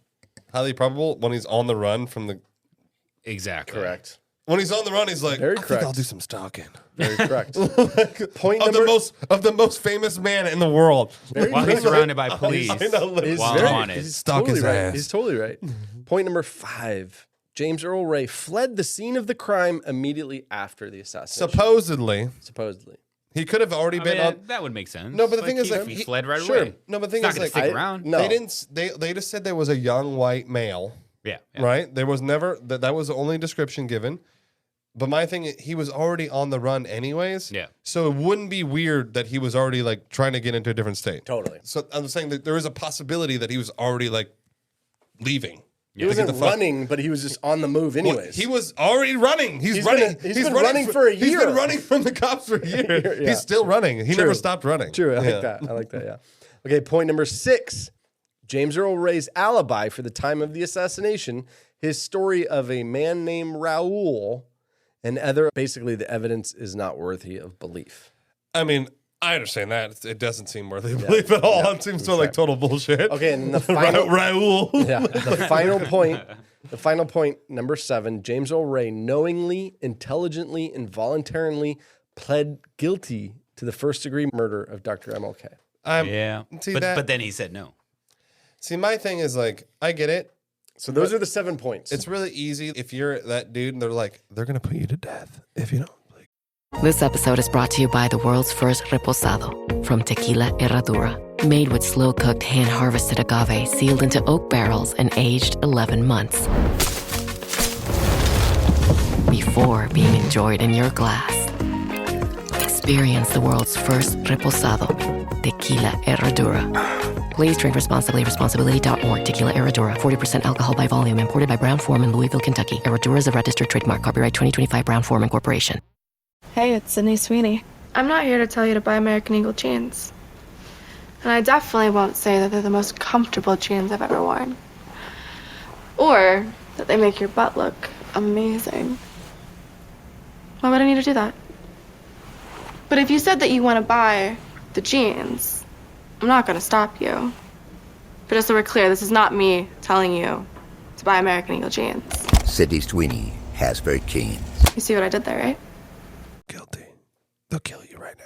You'll be the fucking True. dead. And you remember he went through 2 attorneys and they were like, you're not going to make it. But then he gets Jesse Jackson, the fucking civil rights attorney, and he's like, he didn't do it. That's when I was, ooh. Yeah. And the like, wife. What? And Coretta's, he didn't do it. Coretta's like, I mean, that's like to this day. I mean, those are 2 most credible motherfuckers you could That's a good point. Unless Al Sharpton comes out and he's like, he didn't do it. I'm like, oh my God. So there you go. Those are the 7 points of the investigation. That was our exhaustive 7-point bulletin. Yeah, and obviously they're trying that to cost be us $2 million. exhaustive. They're trying to be succinct, where they put it in the points and I stuff. know. So let's just take them up one by one. Sure. Okay, take one by one. right? So the first one was Dr. King was killed by one shot fired from in front of him. Which is odd, because if it went through his neck and his face, it's hard to like... If you see the photos, this is not a John F. Kennedy shot. This is Meaning what? Meaning it's not far. Oh, okay. No. There's you remember those hotels where you would pull up your car? Yeah. They still exist, but... The motels. They're motels. Yeah. You drive up and you know, there's a balcony and blah, blah, blah. That's what it was. But my thing No, is... he's standing on the balcony. That's where MLK was, but Yeah, where and was then the there's shooter? a building just on the next to it. Oh, okay. Behind It's the not like parking it's lot. across the street. No, this is a shot you or I could make. Okay. Yeah, very easy to do. What are you trying to say about my shot? No, but no, here's the thing. It's like, remember... Have you fired a gun? Dude, I'm a great shot. Just kidding. My thing is like, remember when we were going through, obviously we're referencing JFK a lot, but remember that when Lee Harvey Oswald attempted to kill the general? Yeah. And he was like I know. 38 Most feet people away, don't know like that. 38 Isn't that feet away, crazy? and he like misses. Yeah. Like, and he's a sharpshooter. He like misses, and the guy's like sitting in the window, like, kill me. Yeah. Like, and then the can't do it. JFK shot is like 1 in a million. Yeah. Yeah. From the window, through the trees, I know, while he's like, moving. literally motion. Yeah. There's like a tornado. Yeah, the Adrenaline, like, to the the max. statistically most inaccurate gun ever manufactured. Yeah. Like, it's like Everybody's doing magic fingers. Fucked up. Okay, so, let's just take this up. Killed by one shot fired from in front of him. So he was staying at the Lorraine Motel, and he was on the balcony of room 306 with Dr. Ralph Abernathy. He was struck by the bullet at 6:01, leading to his mortal wound. Dr. Jerry Francisco of the medical examiner conducted the autopsy, and he determined that King's death resulted from a single gunshot wound to the chin and neck, affecting the spinal cord. Oh, damn. Oh, okay. Okay. Critics questioned the thoroughness of the autopsy, leading to a panel of forensic pathologists reviewing the evidence. The panel concluded that Dr. Francisco did not dissect the bullet's path during the autopsy due to concerns about the body's deformity and the funeral. Oh, so he didn't want to get in there and dig and Fuck it all. because they were going to have an open casket, That's I guess. right. Yeah, that's right. And you can actually see photos of the funeral and he's open casket. Well, maybe Mr. Francisco is Raul. He didn't want to dissect the path. But those extra forensic pathologists also confirmed the accuracy of at least that a single gunshot did kill him. Okay. Yeah. The bullet entered Dr. King's face, fracturing the jaw, exiting the lower face, re-entering the neck, and causing severe damage to vital arteries in the spine. The forensic pathology panel determined that the wounds matched a Remington Peters bullet fired from high-velocity rifle at a distance. Okay. The committee concluded that Dr. King's death resulted from one shot fired from in front of him. This leads into point 2, which is that the shot was fired from the window at the rear of a rooming house, which was across the way. Okay. Yeah. Sorry. Forensic pathology couldn't provide precise directional trajectory data. Okay, so they didn't know they can't say he what was angle he was shot at from. And this was due to the lack of bullet path dissection during the autopsy. He could have been shot from a helicopter. Yeah. No. Literally. And part of the problem no, it is had to come from in front. Well, we know it was in front of him. Yeah. Helicopters can be in front. Yeah, but it wasn't from the top down. We don't know. There was no precise trajectory. The fucking analysis. Okay, fine. Also, there's no helicopter, Sean. Also, what they're saying is that they didn't know if he was like this. Yeah. They didn't know if he was like this. Yeah. They didn't know if he was like this, or if his arms were up, or if he. Who knows what he was doing at the exact moment? Which I think is important information. Yeah. Yeah, that makes sense, right? I mean, look, if they can provide, what if the actual trajectory of the bullet was from over here, and they're like, well, how could he be in his apartment and shoot him from where? You know what I'm saying? It could put some holes. Here's the only part that is a little confusing to me. The autopsy panel suggested the shot came from Dr. King's right and above, and it was consistent with a downward trajectory. Would it be right and above? So if he's looking out over the balcony, yes, the shot came from right and above. So that means he was on the roof. Yeah, so it's downwards. See, that's my point. I'm like, that's the confusing part. If he's in his thing and he dips down the alleyway, it's not like he could be up and he's like. That's the confusing part because you remember in the first episode we talked about how it was up almost. Yes. It was a little bit up. And that's so what I would think. He was on a balcony. Yeah, but they keep saying we didn't know if he was like laughing up. But it still wouldn't be. It wouldn't come from an upward trajectory. You know? Well, we don't. To your point, Or we maybe don't he know was the like, trajectory. maybe he was doing a We don't know he was doing a handstand. Yeah. And so the bullet, No, but to your point, like we don't know the trajectory don't because they know. didn't fucking Yeah. study that I know shit. because they were like, oh, we can't. We shouldn't do it. So, Kugel and Poole's engineering used scientific measurements to analyze the crime scene, of which witnesses testified that Dr. King was on the balcony, but the survey suggested possible locations for the assassin, such as the bathroom window or in the bushes, etc.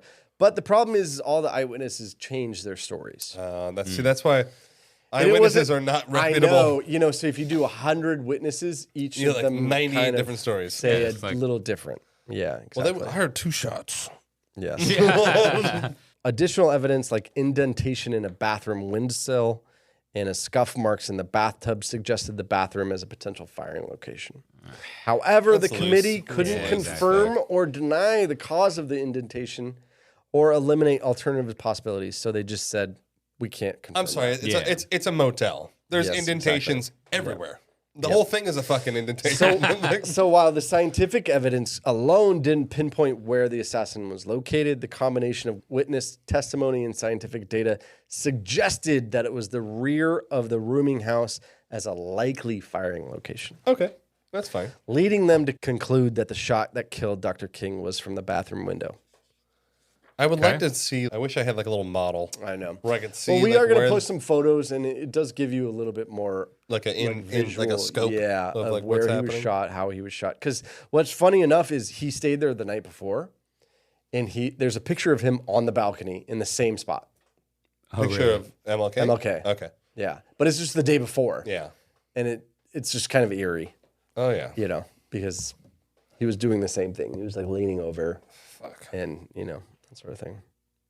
Point number 3, James Earl Ray purchased a rifle that was used to shoot Dr. King, transported it from Birmingham, Alabama to Memphis, where he rented a room at South Main Street, and moments after the assassination, he dropped it near 424. Remember the bundle? He dropped like an It's idiot. it's like a care package. Yeah. It's like evidence package. Yeah. Here's this evidence, package of evidence. Here's my for- fingerprint. Here's my semen. Here's everything that you need. I drink, right by the here. way. I know it's a little like jizz in like a little napkin and like fold it up like all neatly. I'm gonna think the FBI needs this. It's also like I also was thinking. I was like, man, it's back in this time, back in the Oh yeah. you could. It's amazing what you could do with $0. You Right. could fucking travel the country, I know. rent millions of hotels, like buy Dude, weapons, and you have like You 8 names. and you have no, Yeah, no John. money. You can get infinite passports. It's just like, what the fuck is going Man, on? the good old days. I literally, it's like Get away with I have anything. I have a hard time getting through TSA. I know. and I have all the proper documentation. Yeah. So Dr. King was killed per the reports and per the autopsy and all that stuff. He was killed by a Remington Peters 30-06 rifle. And the committee found that James Earl Ray purchased this rifle on March 30th, 1968 in Birmingham, Alabama. The rifle, found moments after the assassination in front of the Canopies Amusement Company, matched the type that could have fired the fatal bullet. I love how they had like could. They literally put could. There's like they can't give you. Yeah. We're not sure. Yeah. It's possible. Ray did admit to buying a 30-06 rifle, which was corroborated by witnesses who were at the gun shop, the Aero Marine. Ray used an alias named Harvey Lohmeyer during the rifle purchase and the name John Willard to rent the room at the rooming house. He rented room 5B, which offered a view of the Lorraine Motel. Witnesses saw a man fitting Ray's description fleeing with a bundle in hand that may or may not have contained a rifle. I mean, fitting his description, it's like white man. The bundle. That's him. That's The bundle was then recovered by police and contained a rifle, ammunition, and all those other items that we talked about. I know, in like episode a 1. couple beer cans, Yes. blood sample. So here's what they found in the bundle. The committee confirmed that Ray's fingerprints were on the rifle. Of course. They were on the binoculars. Of course. They were also on a Schlitz beer can. Right? delicious. And then remember he had a newspaper? Yeah. And the newspaper was like perfectly open to Dr. King's Hotel. So stupid. And the fingerprints were on there. And meanwhile, he's like fleeing the law. Yeah, I just that's right. can't get over it. I just can't not think about that. A firearms panel examined the ballistics, but they couldn't conclusively link the rifle to the fatal shot. No fucking way. And this is the They biggest. they couldn't match the rifling. So this is the biggest thing that they couldn't match. How can they match the rifling? Because they said that the bullet in MLK's body was too deformed to match it up to the rifling. The rifling. That's bullshit. What? That's fucking bullshit. But later on in a testimony, one of the lawyers said that the bullet was fine. Okay. Yeah, according to the lawyer. Yeah. Like, of course they're going to say that. I don't know. This is sketch. So this is so sus. This is the biggest conflict in this case. It's like There's no ballistics. And you would think that They found the rifle, and then they had the guy, and he was shot, and the bullet was in his body. How else do you want it? I mean, literally, like, what else do you need? You would think that they would just be like, yeah, it was a match. I think it's like everything's right there. They think they're just like shoot one into like a water ball pit, and like, oh, here it is. It's Or remember the JFK like they dropped the bullet on the thing? Whoops! On the stretcher. Whoops! It is it. I found the bullet. It's a perfect bullet. It's a match. I know. It's like still. It's not even fired. It's just like like in the game. They're like, this is it. We didn't find fingerprints, but we found Lee Harvey's semen on it, on the bullet. Lee Harvey's semen on the bullet. He had to do it. The bullet was mangled, but the semen was intact. Fucking insane. It's fucking ridiculous. A firearms panel examined the ballistics, but they couldn't conclusively link the rifle to the shot. It's so sketch. However, they determined that the rifle could have been the one that fired it. They wouldn't count it out. But the thing is, if you actually look like how many rifles could, the number is probably so dramatic. It's like this and 2.5 million other rifles could have fired the shot. There you go. So, and then this is what they say. Now, keep in mind, remember, I'm reading this from the committee's report. Yeah? Combining the evidence, including Ray's admission of guilt, fingerprints, witness testimony, and the possibility of that rifle being the one that fired the fatal shot, the committee concluded that Ray bought the rifle, transported it to Memphis, shot Dr. King, and then abandoned the murder weapon at the scene. But he waited till he was 3 states away to get rid of his film equipment. With had nothing to do with the murder. It doesn't make any sense. True. It's so stupid. Very true. He literally like dumps his film equipment legit like 3 states He's away. like, wait a minute. I got my rifle and my semen in one hand, and then I got my Canon photo in my other hand. Okay, let's dump the semen. Let's dump the semen. Let's dump the semen, and then we'll take this across state lines. It makes no sense. It's like, especially from a dude who's escaped prison like 6 times. Dude, you think he would have like a little bit of brain power? He is all about escape. He's all about escape. Okay, point 4. And they say it is highly probable that James Earl Ray stalked Dr. King for a period immediately preceding the assassination. I know it's like this is all like hearsay. It's Evidence- highly probable. I know, Immediately, Evidence like, so what? proceeding, Fucking before. a couple hours, like. Well, You let's- know, let's- that's not let's- stalking. let's jump into it. No, it's not Evidence- stalking unless it's consistent. Evidence suggested that Ray likely pursued Dr. King from L.A. to Atlanta and eventually to Memphis. L.A.? What? The stalking That likely doesn't make any began around sense. March of '68 when Ray left Los Angeles. Ray's decision to leave California was planned as he had discussed his travel plans with acquaintances from the bartending school and submitted a change of address with forwarding address to Atlanta before leaving L.A. Wait. Hold up. He submitted change of address while on the run from police. He escaped prison. And he submitted a change of address? He's like, oh, forward by mail. That's true. It doesn't make sense. Doesn't make any sense. He literally escaped prison, went to bartending school. Like, what the fuck That's is true. Why what do you the fuck change is your going- address while you're escaped from prison? It's a change of address. I just want to get my ID. Like, But no, he did it under an alias. what, you sure? Does it say that? Oh yeah. Well, I mean, now you're just adding We're in. assuming. I'm assuming he did that. I mean, this guy I'm was the king of assuming. alias. Yeah, know. I'm But you're- assuming he did that under an alias. But you're It saying- doesn't say in That's the a good report. assumption. I was thinking the same thing. Yeah. It doesn't But say in the report. But it is sound a little funny. The guy literally escaped prison. He's like, yeah, I'm going to need forward my mail. Yeah. It's like, I don't want to deal with the DMV and shit. It's like change of address. You're an escaped convict. I know. It's like, he's like, I still got 2 weeks left in my bartending school. Yeah. It's like, what the fuck? Yeah. Insane. Although Ray denied knowing he was going to Atlanta, evidence indicated his interest in tracking Dr. King's activities. Yeah, whatever. Yeah. What evidence? Not buying it. They say here probable stalking continued when Ray went to Selma, Alabama, of which there was a famous march where Dr. King was there, which is Selma, Alabama. So Ray explained for being in Selma was deemed unconvincing as it deviated from logical travel routes, and he just made up an excuse to be in Selma, of which the investigation states that he was actually just stalking. Well, I mean, just as a point, I mean, the guy clearly never takes logical travel routes. Yeah. Going to London and Brussels and fucking, like, I mean, the guy's fucking all over the place. The guy's, yeah. But my thing is, like, still, I just, there's not consistency. It's all over the map. No, there's all over the map. There has been not one definitive piece of evidence.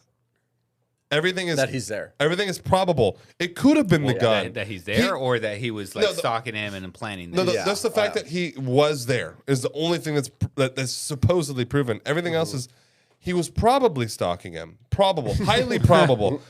The gun. A lot of the stuff is probable. The gun might have been used. There's not one like. I know. Can it's they crazy? Give, is it? They can't give one like hard piece of evidence. That's why this episode exists, because that's why the conspiracy is there. Is because it's the most slipshod. It would be way different. Yeah, but think about this also back in the day. Like, there's not like today where you have so much like.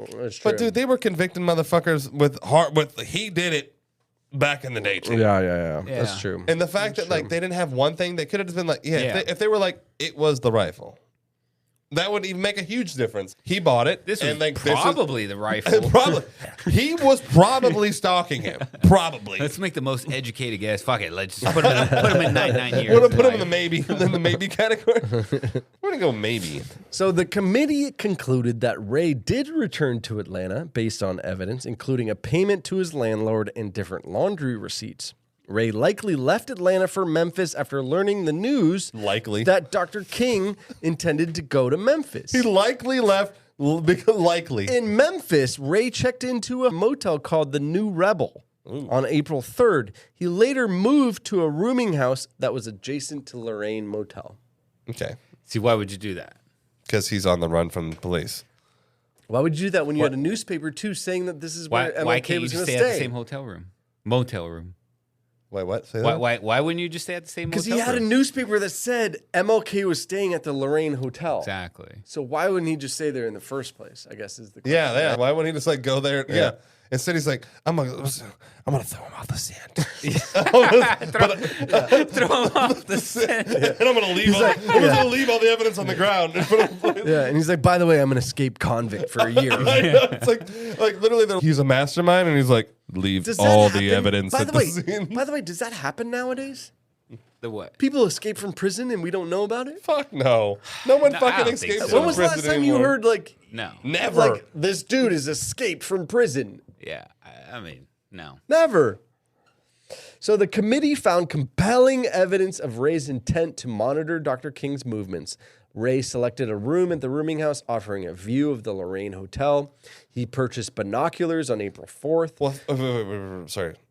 You say he selected the room. Do we have? Is that proven? Did he actually select the room, or they were you were in room 5B? Fucking get the fuck out of my face. We don't know that. That would be a big thing if he actually picked the room with the view. That's a good point. It adds more like That's a he's good point. actually making them. I feel like this was dived into, and I don't have the data on it. They were like, to be he honest. probably I picked feel the like- room. I feel like I did. Probably. Yeah, I feel like I did read about this, and I don't remember that information. But that's a good point. It's a really good point. Yeah. Ray selected a room at the rooming house offering a view of the Lorraine. He purchased binoculars on April 4th. Circumstantial evidence suggests that Ray tracked Dr. King's movements from LA to Memphis, indicating prep for the assassination. And that's the end of point 4. This is Circumstance. Dude, I literally, this entire thing is avoid being sued. Yeah. Like, this entire thing is literally don't say anything was actually happening. Point 5. James Earl Ray fled the scene of the crime immediately after the assassination. The committee concluded that James Earl Ray shot Dr. King from the bathroom window on the second floor of the north wing of Bessie Brewer's rooming house. After the shooting, Ray fled the building carrying the bundle containing a weapon and other items. Wait, he dropped it. Well, hold on, because I was looking at the pictures of the hotel where he's staying at. Okay, so if he shot him from the second balcony or the second floor, and Dr. King was on the balcony, then where does the upward trajectory come in? Correct. Because the balcony that, if you see the pictures, the balcony of MLK, level. Yeah, exactly. Right? It was like same level. But they were saying we don't know what the trajectory was. We don't know if it was up, down, even. Like, and we don't know if he was leaning back. Yeah, we don't know. If he was leaning forward. But we can, at least according to this, we can say that he was in the second floor. MLK so his room was on the second floor. His room was on the second floor. Second how floor, the fuck did he get to the alleyway without no one seeing him like dip? You know what I'm saying? He's like right there. He's like, like what the fuck? All right, keep going. After the shooting, Ray fled from the building carrying a bundle containing the weapon and other items. He dropped it in the entranceway of the Canopies Amusement Company. Evidence indicated he dropped it at the feet of MLK. Here you go, guys. And then he ran. Indicated that Ray then drove north in a small white car, identified later as a white Mustang. And the police radio broadcast shortly after the assassination described a white Mustang with a single white occupant as the suspect that was fleeing the scene. Yeah, I mean, that's kind of loose, though. Single white occupant. That's literally, Put aside Ray is the one that said he had a getaway driver. True. He said he said he was getaway driver. Oh, yeah. Yeah.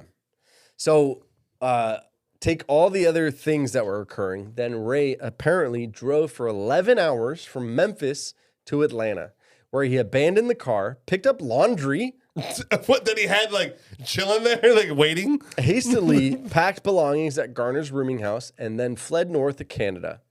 Ray's flight alone provided substantial corroboration for his involvement in the assassination. During interviews in a public hearing, Ray denied being at the rooming house when the shot was fired, but admitted leaving Memphis in the Mustang shortly after 6. Okay. Ray claimed that while returning from a service station, he saw a police roadblock near the rooming house, leading to his instinctive fear of police as he was an escaped convict. Yeah, exactly. And concern. I'm afraid. Yeah, because you're fucking running. And his concern about Raul's gun running scheme in Tennessee. Raul's gun runner. And Raul's a gun runner now? Ray drove south toward New Orleans, planning to contact Raul's associates. He asserted being unaware of Dr. King's death until later in the journey. He's like, who's Dr. King? Somewhere south of Memphis, Ray turned on the radio, heard reports of the assassination, and the police searching for his white Mustang, and he was convinced that Raul was involved, and he feared a nationwide manhunt, so he decided to get the fuck out of there and head east to Atlanta first and then to Canada, throwing everything out of the car, including his photography equipment. Because he was an avid photographer on the run from the police. Yes, that's right. I had to, where's he getting the money for photography equipment? Where's he getting the money to drive anywhere? Where's he getting the money for gas? Like, what the fuck is this money coming from? Also, why did he refer to himself as a getaway driver? Or yeah, that's interesting. You know, yeah, that is actually interesting.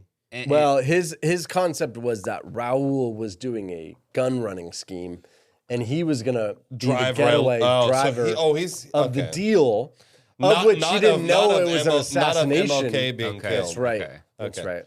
Oh, that might be actually interesting. Hey, bro, I'm gonna sell some guns. You just be ready in the car. You're gonna be the driver, and then I do the deal, and you don't see anything. Yeah, and you're I'm like, just go down the street. Or maybe there's maybe like imagine he's like or nothing happens. No, imagine he's sitting in the car. He's like in the car. White dude kills him. Okay, drops the bundle that like somehow they got White fingerprints dude or on. A white dude, just a random white dude, and then literally he's like in the car and like.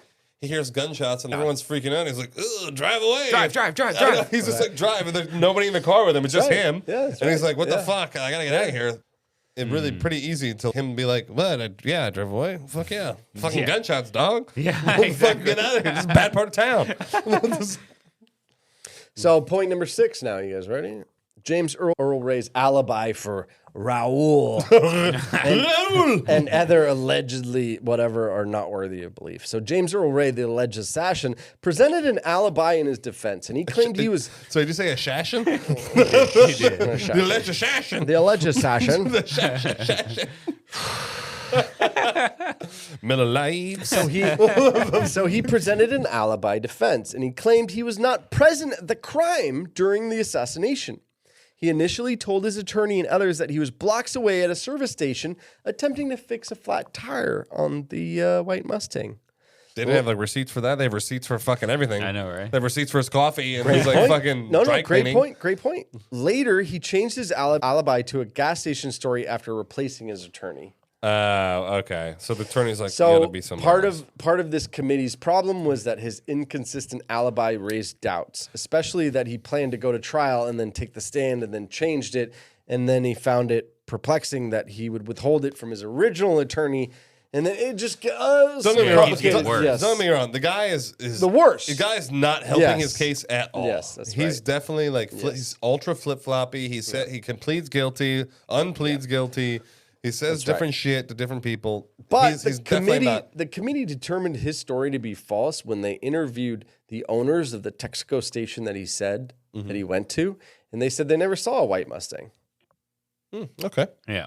So they said that's the first definitive piece of evidence we've had this entire time. So they said, credible The witness. only legit evidence here. Yeah. Like, So Ray then built his defense around a character that he called Raul, whom he claimed directed him through various stages leading up to the murder. This involvement was Raul extended from the purchase of the murder weapon to renting a room at the rooming house in Memphis, where he alleged that a gun deal was going to take place. This is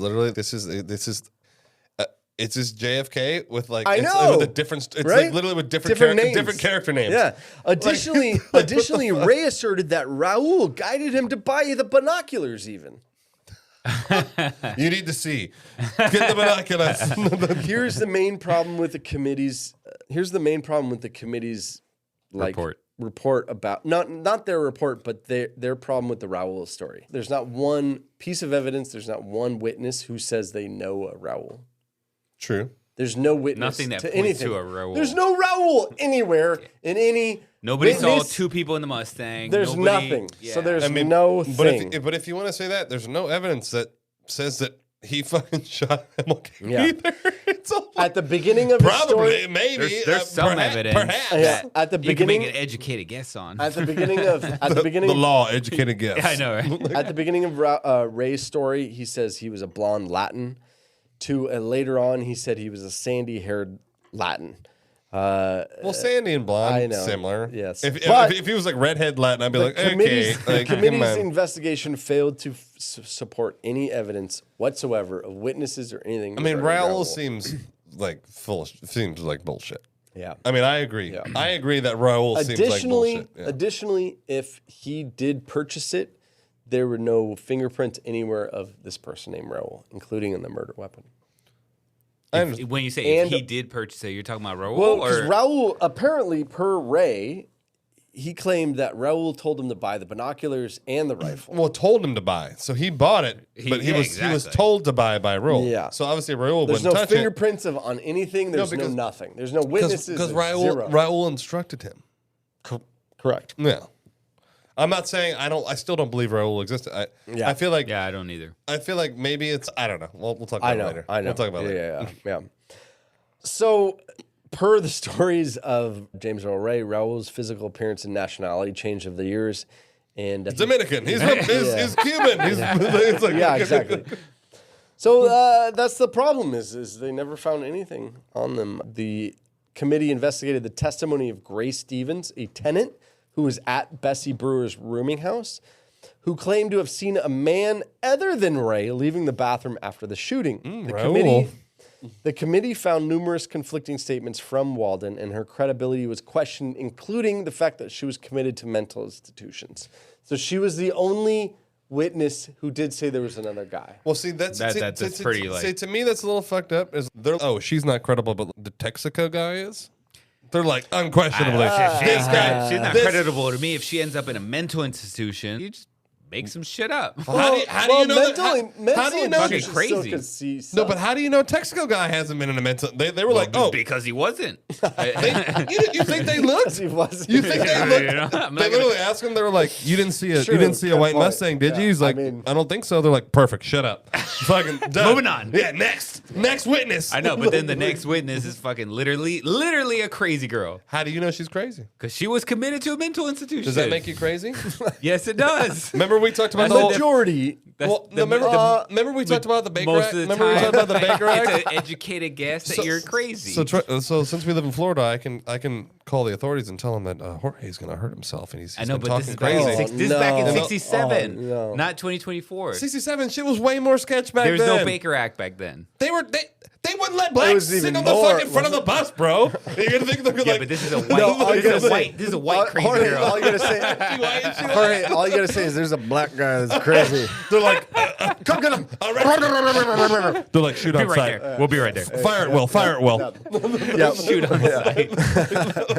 We'll be there in 18 seconds. We're already here. We are watching you now. We'll be there in 18 seconds. No, Jorge made a great point. She was white. So she was a white crazy lady. They're like, okay, and then point 7. James Earl Ray knowingly, intelligently, and voluntarily pled guilty to the first-degree murder of Dr. Martin Luther King Jr.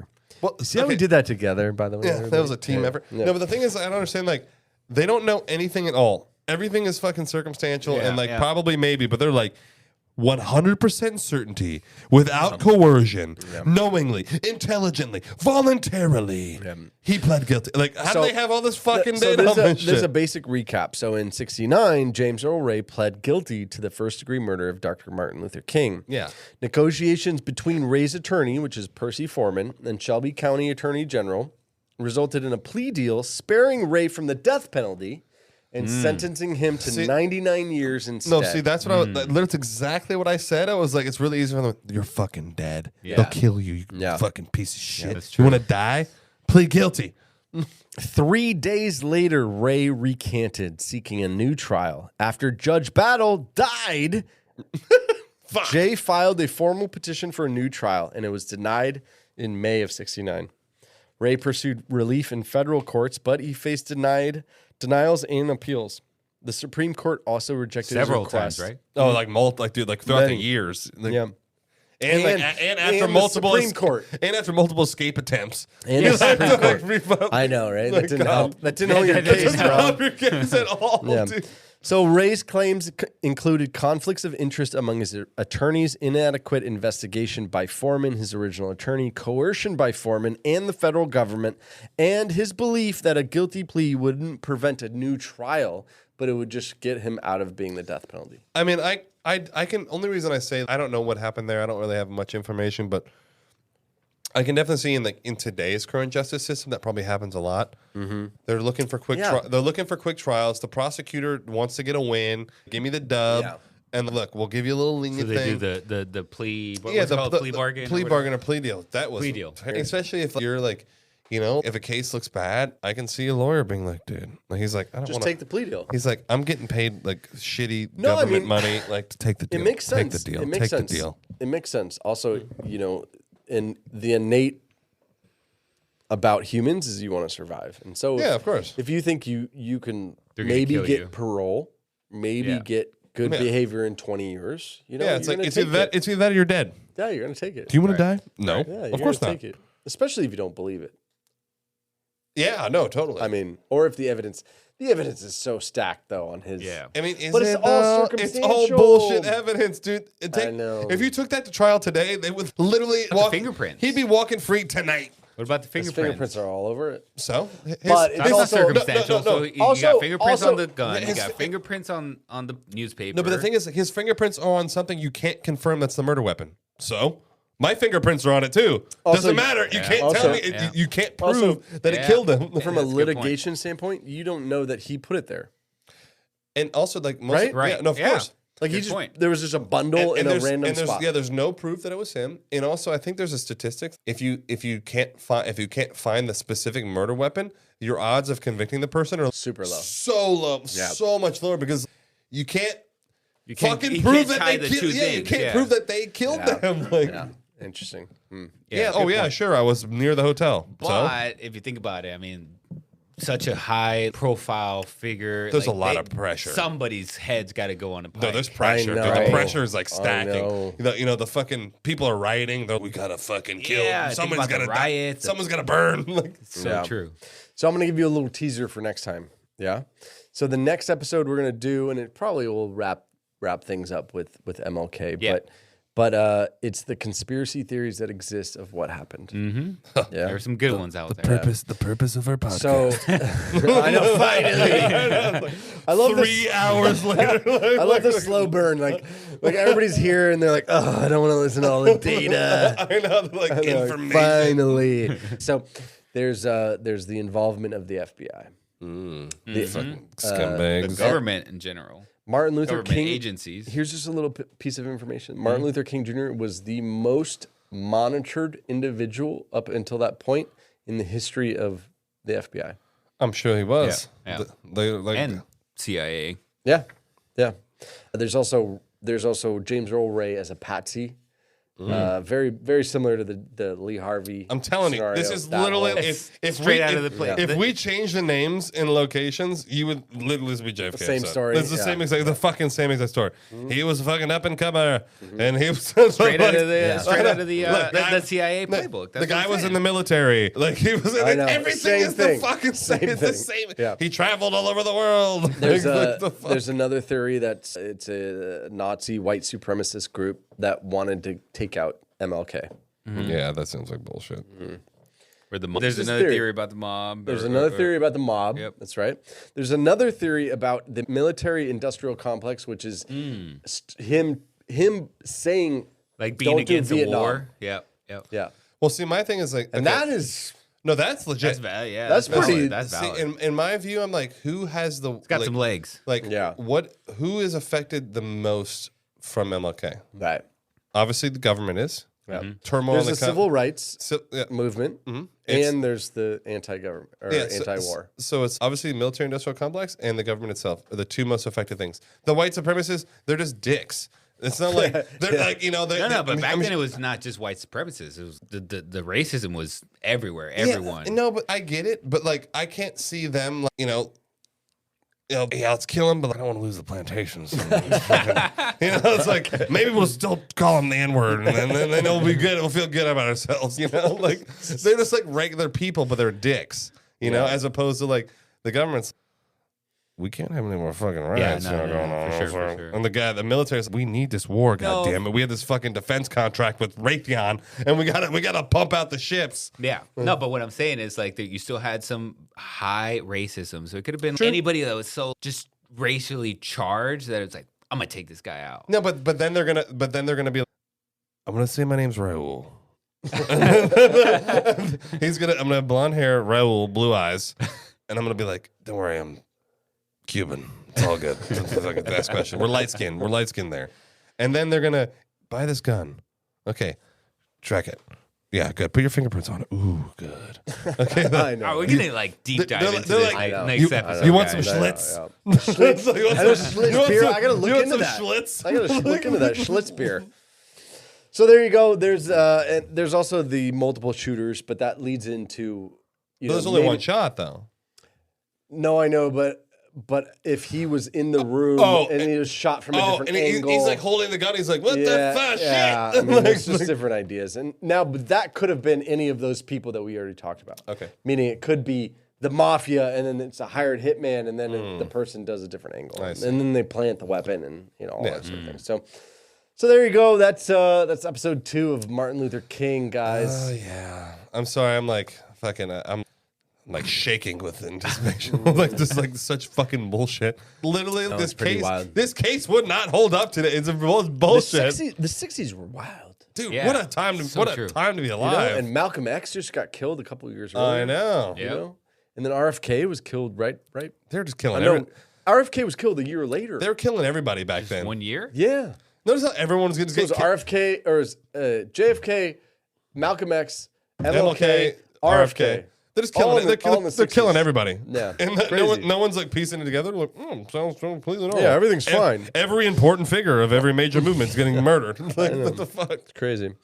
All right, well, there you go, guys. Let us know your comments, feedback, all the good things. Yeah, I can't wait to see you next Tuesday. That's right. All right, guys. Nighty-night, motherfuckers. On WhatsApp, no one can see or hear your personal messages. Whether it's a voice call, message, or sending a password. To WhatsApp, it's all just this.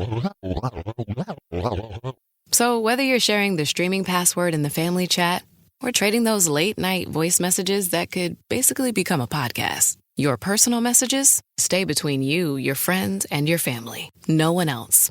Not even us. WhatsApp. Message privately with everyone. This message is sponsored by Greenlight. With school out, summer is the perfect time to teach our kids real-world money skills they'll use forever. Greenlight is a debit card and the #1 family finance and safety app used by millions of families, helping kids learn how to save, invest, and spend wisely. Parents can send their kids money and track their spending and saving, while kids build money confidence and skills in fun ways. Start your risk-free Greenlight trial today at greenlight.com/Spotify. That's greenlight.com/Spotify.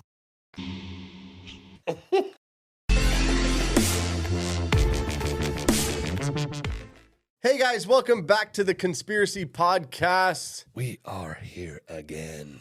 Martin Luther King Jr. Part 3, everybody. We've made it. We've arrived at the finale. That's right. Fucking itching for this shit. If you have not listened to episode 1 and 2, make sure you do that because you're ridiculous. If you haven't. You're really just a fool. I don't trust you anymore. That's right. So in part 1, we went over the basic story of MLK and what he had done all the way leading up to his assassination.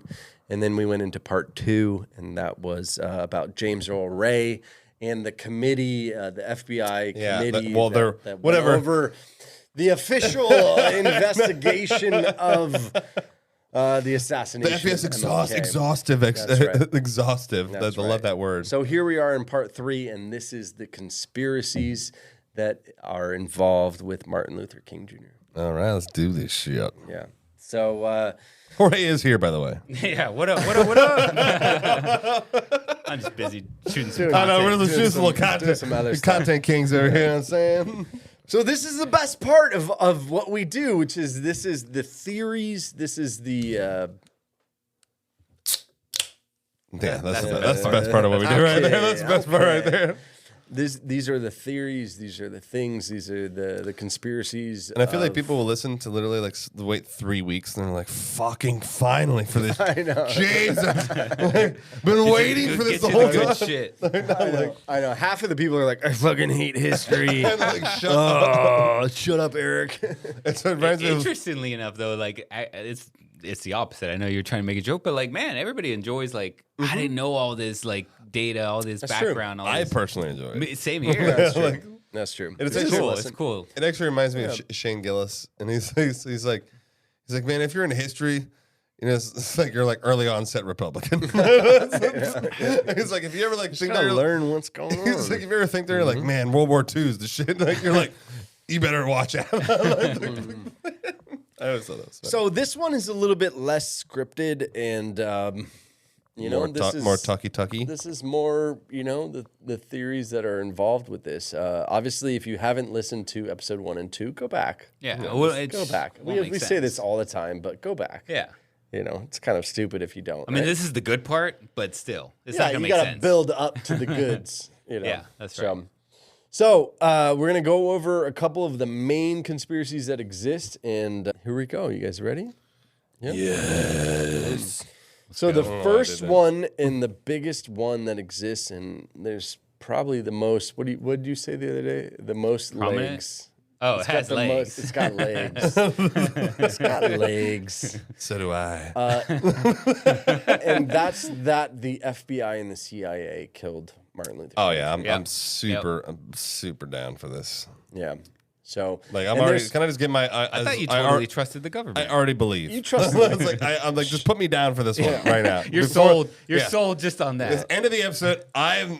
So some theories suggest that government agencies, the FBI and the CIA, were involved. Right, and here's why: the FBI monitored MLK from 1955 until his death. That's ridiculous. Like, but they did say why? Through covert operations, wiretapping, and surveillance. Right? J. Edgar Hoover suspected that Martin Luther King was influenced by communists. And so he intensified... he's like, peace, fuck, commie. So he intensified his actions and criticized King in 1964. And there was a program called COINTELPRO, which King faced FBI surveillance revealing alleged sexual affairs and communist ties. I feel like literally that was like during the time, Russia public enemy #1. It's you could just say anyone was a commie and they're like fucking, and then government's like fuck, and then everybody turns against them. Fuck get him, piece of shit. Yeah. And honestly, one of the terrifying parts of history to me is this communist accusation period. Well, I think that was like the beginning. Every single person, like, oh, you knew this guy, you had a beer with him, communist. I feel like that was ruin your life, ruin your family, you're fucking done. That was the beginning of, I think that was like the precursor to the Patriot Act. Yeah, it's insane. They were like, ooh, we could use this to like pretty much delete your rights as a citizen, right? Because you're a supposed communist, right? And then like obviously Patriot Act happened, and they're like, well, if we consider you, if you're labeled as a terrorist or potential terrorist, you literally national security. Yeah, behind that again. You literally lose all rights. Yeah, like legally lose all rights. Yeah. So after World War II, it was probed as a national security threat, and that was the first time national security. That was the first time they used the term national security threat. I just don't know what did he fucking say that made him like we are all equal. We're just regular people. He's like, whatever. Fucking so communist. There was something called the Racial Matters Program, and that intensified in 1962 with the approval of wiretaps that was authorized. And it was called Racial Matters? Yeah. That's what they called it? The Racial Matters Program. See, this literally makes it seem like it has nothing to do with communism. Yeah. So here's what's wild. In 1964, a package that contained a letter and a tape recording, allegedly of King having sexual indiscretions, were delivered to his address. To his wife. Ooh, recordings of him supposedly having extramarital affairs. But how do they know it's like him? She's like, that sounds just like him. Right. Like, how do they fucking know that was him? This letter was also anonymously written, and Martin Luther King suspected that the FBI sent the package. Oh, for sure. Now, if you read it, it's fucking insane. What is the this letter? Oh my god, is insane. Listen here, Dr. Black. We're gonna. I'm gonna read a couple parts of it, but it's so insane. I didn't even want to read the whole thing. Want me to read it? Yeah, MLK. Does it make you feel more comfortable if I read it? Insane, like just super racially charged. So it's like, in view of your low-grade, abnormal personal behavior, I will not dignify your name with either a Mr. or a Reverend. And this is like weird. It's like typed because some of the letters are lower, so it's like with a mess. It's the E's, so it's on a typewriter. Yeah. Or a Reverend or a Doctor, and your last name calls to mind only the type of king, such a King Henry VIII, and his countless acts of adultery and immoral conduct lower than that of a beast. Like, okay, it's like ridiculous. Fucking hardcore. King, look into your heart. You know you are a complete fraud and a great liability to all us Negroes. Oh, so they're trying to make it sound like it came from a black dude. Okay, Correct. so because he's going to have fucking high-tech fucking recording devices up in your shit. White people in this country have enough frauds of their own, but I am sure they don't have one at this time that is anywhere near your equal. You are no clergyman, and you know it. I repeat, you are a colossal fraud and an evil, vicious one at that. You cannot believe in God and act as you do. Clearly, you don't believe in any personal moral principles. King, like all frauds, your end is approaching. You could have been our greatest leader. You, even at an early age, have turned out to be not a leader, but a dissolute, abnormal, moral imbecile. We will now have to depend on our older leaders like Wilkins, a man of character, and thank God we have others like him. But you are done. Your honorary degrees, your Nobel Prize, what a grim farce. And other awards will not save you, King. I repeat, this does not sound like a fuck. I mean, sounds like a hater. No, dude. And keep going. Keep going. Because at the bottom, guy sounds like he's like a Princeton professor. Yeah. What a noble farce, King. No person can overcome facts, not even a fraud like yourself. He's going to say fraud like 7,000 times. Lend your sexually psychotic ear to the enclosure. You will find yourself and in all your dirt, filth, evil, and moronic talk exposed on the record for all time. I repeat, no person can argue successfully against facts. You are finished. You will find on the record for all time your filthy, dirty, evil companions, male and females, giving expression with you to your hideous abnormalities, and some of them to pretend to be ministers of the gospel. Satan could not do more. What incredible evilness. It is all there on the record. Your sexual orgies. Listen to yourself, you filthy, abnormal animal. I mean, this is my God. You are on the record. This is the 17th time you said you're on the record. You have been on the record. All your adulterous acts, your sexual orgies extending far into the past. This one is but a tiny sample. You will understand this. Wow, this is like really bad grammar here. Yes, from your various evil playmates, and they make mistakes, and like on a typewriter, you can go over and you can type the right things. There's like multiple mistakes, and there's like literally multiple. Your various evil playmates on the East Coast, too, and like crazy spacing, and others on the West Coast and outside the country. You are on the record. King, you are done.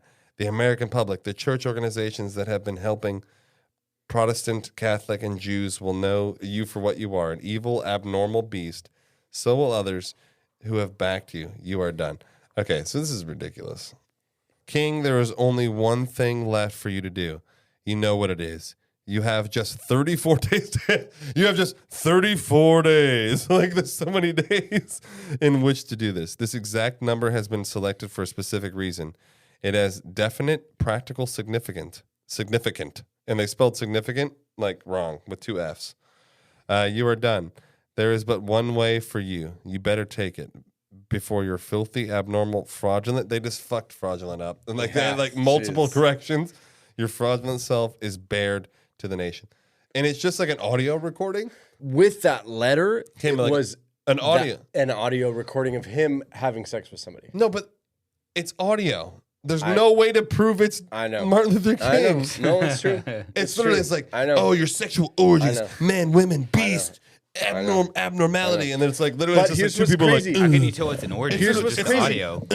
Here's what's crazy is it's Dr. King. Here's what the fuck? No, it's bullshit. Call me King. Let me tell you. Call me King. And this is such bullshit. Here's what's crazy. Years later, the FBI was broken into, and this letter was found, and it was confirmed that the FBI sent it. No fucking way.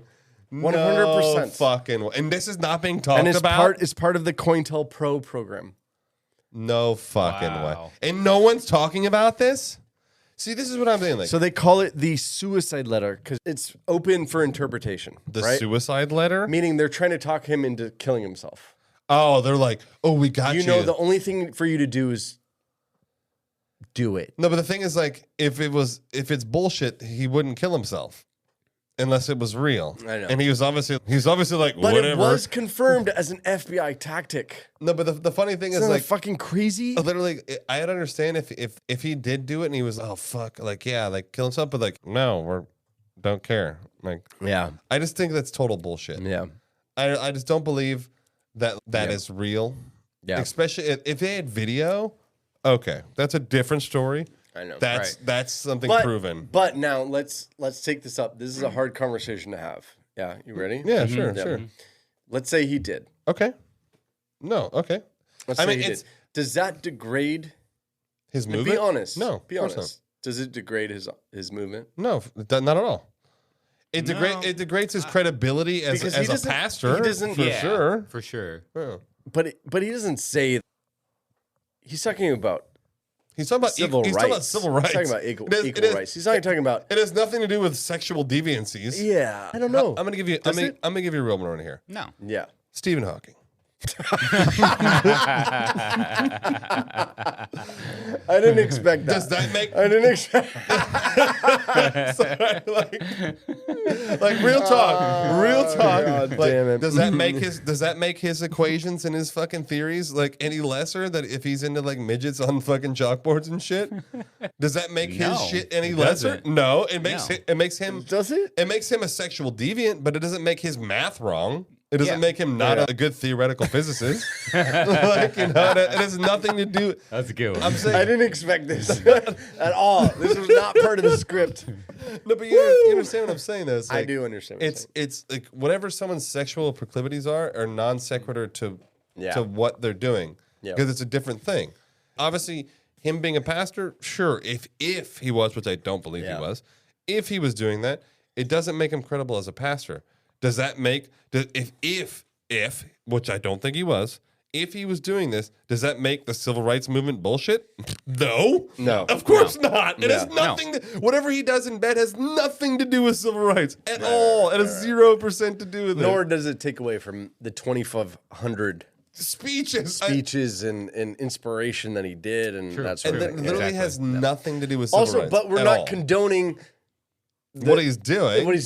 But I'm just trying to understand. Like, does it take away? Because we also had the same thing with JFK. Oh yeah, with him with fucking Maryland. Him being a little man whore. I mean, but that was and like running around town and just being like, "Hey, a player." Yeah. Oh, in order to get my back pain relief, I need to orgasm. Like no, that but whole here's the kind of thing. Like that's a little different because that was recorded on the White House phones. He's like, "Yeah, bitch," like fucking get over here, you know, as opposed to some random fucking cassette tape, and it's like,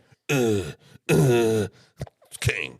Like, you know, like it's a little loose. It's a little loose. Oh, a lot. I would hope that the good things that you do in life are not pulled down by the negative things that you may have done in the past. We're in a weird society now. Like, does that make sense? You could be the great. You could be the greatest person. But who's that's ever, like classic fucking like black propaganda. They're just gonna try to take one thing and whatever good you do, it doesn't matter because people always.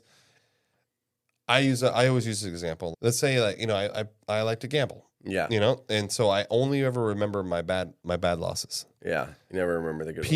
People tend to only focus on the negatives. Yeah.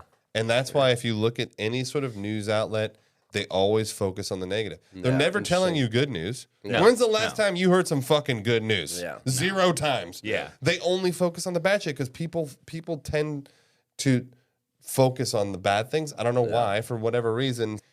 Because drama. Yeah, drama. It's drama. People love drama. I guess maybe the question is did you do more good than bad? Well, Martin Luther King did infinitely more good than bad. Like 99.9999999%. Yeah, if we're talking about judging people. Because I've done horrible things. Yeah. And I don't want to be. Me too. I don't want to be the guy who's like, yeah, well, you got to be doing good things all the time. Yeah. I've done horrible things. Yeah, but maybe I'm hoping that I'm judged on the good things. Well, you should be. In a sane Right? world, Yeah. in a sane environment, you So should be judged off your deeds. Yeah, so with MLK, whether or not he did those, I don't know. Anyways, this is a big if. I know it's a big if. As far as I'm concerned, But MLK could have been fucking like he could have been doing whatever the fuck he wanted to. Yeah, so he that's could have been fucking goats, and I'd be like, but whatever. That's the argument. Forgiven. No, but that's the great argument. Is are you doing more good than bad? Dude, he's done infinitely more good. It doesn't That's matter. the argument. MLK, Are you doing more good than bad? MLK could have killed JFK, and I'd still be like, he's the shit. Yeah. Like, Okay. dude, Okay. All right. Well, it was found out that this was a letter written by the FBI so fucked in a campaign it's fucking to bullshit. try to get him to do something. Well, whoever wrote was- it in the FBI has terrible spelling and terrible grammar. Yeah. But we do know more about MLK's personal life than most historical figures because it was documented and recorded by the FBI. God, there's such fucking bastards. There's hundreds of tapes of his life, what he was like. Was he tired? Was he upset? Was he all this stuff? Because he was being recorded constantly. How are we still funding this organization? I don't understand how we're still giving them billions of dollars a year. I don't get it. J. Edgar Hoover called Martin Luther King the world's most notorious liar. The FBI director sought information that would embarrass King and induce him to step aside as the leader of the civil rights movement. Given such an agenda, the FBI's file on King, as you might expect, is shot through hostility, sexual innuendo, gossip, and plenty of references that he had many extramarital affairs. Of course, it's just like their entire investigation. It's like a campaign. And look at their entire investigation against the dude who supposedly killed him. Maybe. I mean, it's possible, highly probable. I mean, everything is fucking based off it's based off perception. Right. It's an entire organization based off manipulating the perception of other people. Yeah. It's fucking bullshit. The wiretaps, for instance, often showed King wrestling with questions of strategy.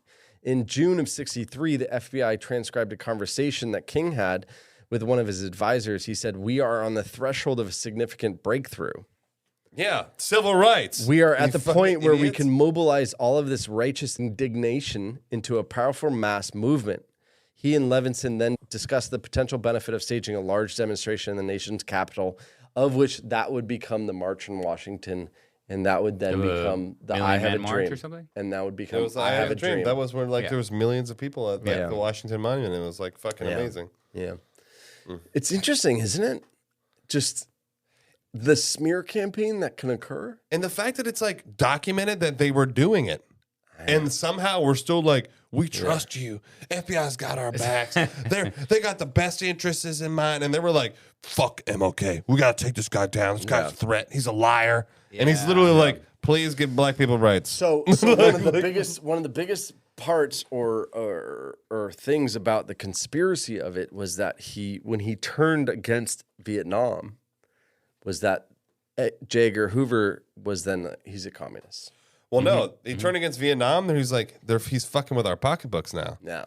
You know how much money we're making off Vietnam? This pointless war against this country that's the size of a thimble? Yeah. Like, are you kidding me? Yeah. Literally, you're talking about the United States of America, the largest military power on earth against Vietnam, who has a total population of 2 million people. Yeah. I mean, are you kidding me? Like, get the fuck out of here. It's the stupidest war ever. It's so dumb. It's a crazy concept, right? Then the major issue in the country was Vietnam War. Well, he was a humanitarian. He was a human rights guy. So he had to decide whether or not to put his power behind that. Yeah, and it's just an interesting part. Well, see, it's just a point. It just proves the point that the U.S. government will fucking attack anybody if you're going against their interests. Yeah. So in 1907, he said, "If America's soul becomes totally poisoned, part of the autopsy must read Vietnam." That's what MLK said. Vietnam was fucked up. Yeah. I mean, that's honest. It was so fucked up. Yeah. Like, I actually read this. I saw this thing about Vietnam, and it was this guy, and they were just fucking murdering these Vietnamese people, like just fucking ruthless, like savage, just murdering them for no reason.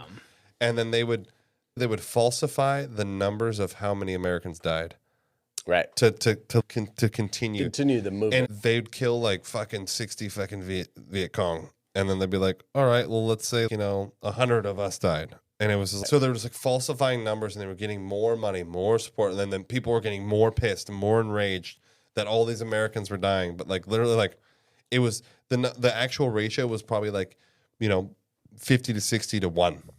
Like of them to one American that was actually dying. And that's why so many people came back from Vietnam so fucked up. Yeah. Fucked up. They're all so fucked up, dude. Like they were almost promised this weird, because World War II was the generation of fighting evil. Oh, dude, I know. It was like saving the world. Everybody was against it, and it made sense, and it was black and white, and it was evil against good, and blah, blah, blah. And then Vietnam came around, and it was... What are we doing here? Like, what the fuck? Yeah. Like, but you have to go. I know, you're like, these people can't do anything to us. They have no capabilities. Like, they cannot do shit. We fucking Blackhawks and like fucking F-16. Like, dude, what the fuck's happening? So that's the theory, is that he turned against the Vietnam War, and there you go. And so they said, he has so much pull that it's time to take him out. I mean, it's a pretty open shut case here, guys. I mean, it's documented the FBI is running a smear campaign. Yeah. Documented that the FBI sent this letter. Yeah. At the same time they sent this letter, proving that they're running a smear campaign against him. Right. it's pretty open and shut case here, pretty boys. wild, Like, yeah. it's actually pretty wild. Yeah. Sounds like Hoover also had a personal. But do you think You know- Hoover went across the line and Oh, said take him fuck, out? fuck yeah. So there you go. That's the theory of the FBI. But I mean, there's not a lot of evidence. There's more evidence in that than they had in the fucking case against fucking against what's his face. the main evidence is that they leaked documents later on saying that they did do the letter. They were doing a surveilling smear him. campaign. They were like, surveilling him. Yeah. Is that the word? Surveilling, yeah. They were Surveilling, yeah. surveilling him, and they were trying to find his connections with communism and anti-war. Yeah. Anti-Vietnam. It's so funny though. You're a piece of shit if you're like, we shouldn't go to war. Fucking communists. I know, right? It's like, how does that Well, make it it's kind of like communist? against the American... The American way, or Yeah, or like what? Okay, this is what we're gonna do as an American people, and so you're against that. I love how it's like, I guess it's right? like you're against the So American then they way kinda, when it's like smear you and Yeah, like you're yeah, anti-American. when literally like 0.0000001% of the population is like, this is what we're doing. You know, we're like, no, you're against the American way. Yeah. Like, 17 dudes are like, we're going to war, and we're like, So another theory, and this could tie into what we just talked about, and it could tie into all the different theories essentially, but that James Earl Ray was a patsy. yeah, 100%. You know what I mean? So that could be the FBI part of it. It And- could be the and they- mafia. and he it was could the- be he anything. was the- he was the But patsy, the idea yeah. is that he's a patsy. Yeah. So he was a convicted assassin, but Wait, the whoa, idea- convicted assassin? Oh, he was convicted for No, assassinating. sorry. Okay. Yeah, Sorry. he was the convicted assassin Okay. for this Okay. crime. I thought he was like convicted for Yeah. assassin. I was like, oh, that changes everything. Your credibility goes out the I door was like, now. oh my god! I was like, But- I think I might change my statement. But the idea was that he was the patsy and he wasn't actually part of it. So, or at least he was maybe part of it. It's kind of like Lee Harvey, where he may have been like, "Hey, bro, you're gonna get really famous and you're gonna get into this and you're gonna be the driver, and that's about all you're gonna do." That's why I think it's super similar. Yeah. He's just dumb enough to where drive the car. Yeah. And he's okay. Right. And then they do it. And they're like, yeah. Here's all the I don't know. I evidence. still don't like the drive the car part. That he's Doesn't just work? No, that he's just a driver. No. I think it fits. You think it fits? Okay. I think it fits just if you base it on all of the other shit. So, okay. So he's already on the run. He's been on the run for a year. Yeah. Okay? Correct. And so I do think there's someone else involved who's like, hey, you should come here. Because if you look at all of his other movements, they're so fucking sporadic. There's all like over the there's country. no rhyme or reason to where he's Yeah. going. He's just like going anywhere. So I do think there's someone like, okay, here, come here. And then he goes there. I think he gets actually, about what you just said, wasn't he tracked? At least with what they say, the FBI says that they have receipts that he was like tracking, going to the same cities where MLK was. There was like three of the same. They said he went to LA and then he went to like Atlanta. But my thing is, hear me out, because this is what I'm thinking. So when he first goes to Memphis, he checks into some other hotel, and then the next day he moves to the one that's like by MLK's hotel. So I think he gets in town. He's like, I'll check in here, and they're like, no. Check in here. He's like, oh, okay, whatever. Like he's like a dude. He's like, sure. And they're like, hey, you want some Schlitz? He's like, fuck yeah. good call on that. They It want was some a Schlitz. Schlitz He beer. like drinks a couple Schlitz, and they're like scoop him into the trash can. And they're like, you want to see a gun? He's like, fucking cool. So like he like holds the gun. They're like, okay, sweet. So we're gonna need you to drive us to 7-Eleven tomorrow. So they go wait in the car, and they're like, okay. He's waiting in the car. They pop. They fucking just one shot pop. Okay. Sorry. Okay. So They shoot him. Okay, and then they throw the evidence in a bundle, pretty much in an evidence bag. Who's They we? throw Who's we? You said we gonna need you to do this. So who's I we? think it's probably federal agents dressed up like somebody else, and this is probably the Raoul thing. They probably got this Raoul thing from this, and they're like, a dude's wearing like a blonde wig, and he's like, it's like almost like oh my god. Remember, Eric, what's the JFK movie with like Joe Pesci wearing like the really terrible JFK. It's called JFK. It's really on Netflix. He's wearing. It's Oliver Stone's It's Oliver JFK. Stone. Oh, yeah, that But one. Joe Pesci's wearing the worst possible wig ever. It's like a blonde wig. Yeah. It's ridiculous. No, but it was Yeah. very true to the guy was wearing it. But that's Yeah, my point. yeah, Is like it's yeah. probably a dude in like a shitty wig, and he's like, "Yeah, my name's Raoul," and he's sweet. Because my thing is like, how is he also funding How is he funding this whole thing, this whole operation? He's traveling across the country. He's got a Mustang. Because he was a fucking robber. A very unsuccessful one. He gets caught every time he robs a place. No, not every time. He robbed a few. If you look at the consistency of his robberies, he's got like an 18% win rate on robberies. And when he does win, he gets like $17. So like, not enough money. Like, okay. There's no way he could. How is he funding? How is he flying to London and then he's flying to Brussels? Because the fucking plane ticket cost like $3 back in the day. Like to go. He robbed the gas station and got $100. Hey, that's a lot of money back then. There's no way this gas station at $100 and a flight costs $3. It's fucking impossible. True. My thing is like some weird stuff. It's just there's too many things that are okay. How is he funding this whole fucking thing? And somehow he's like I'm gonna be tracking MLK, and there's just too many things that are off. I totally think there's someone else's. Hey, look. I'm gonna Western Union you some cash. You come here, and he's like fucking tits. That was hot. That was hot back then. Western Union, I know. So hot. I got a fucking don't cash at me. By the way, Western Union me. I got a fresh money order for you, brother. Have you ever gotten a Western Union? Once. Yeah. I've never gotten it. I've got it one time. How dope is it? What is it? What happened? It's the Tell worst. Me about It's so annoying. Yeah. Wait, you go in and they're like, "Yeah, you got $100." No, and then they just go 10.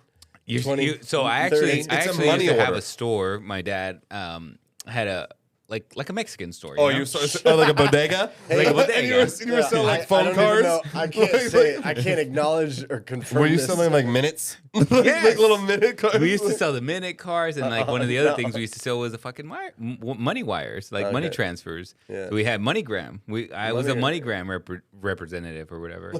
So certified. Yeah. So the way it works is like somebody comes, you just have to have a code, and then you put it into the system, and it's like, oh, okay. Like so, it could be anybody. I don't need your name. They pay you the money, and then it goes to the place.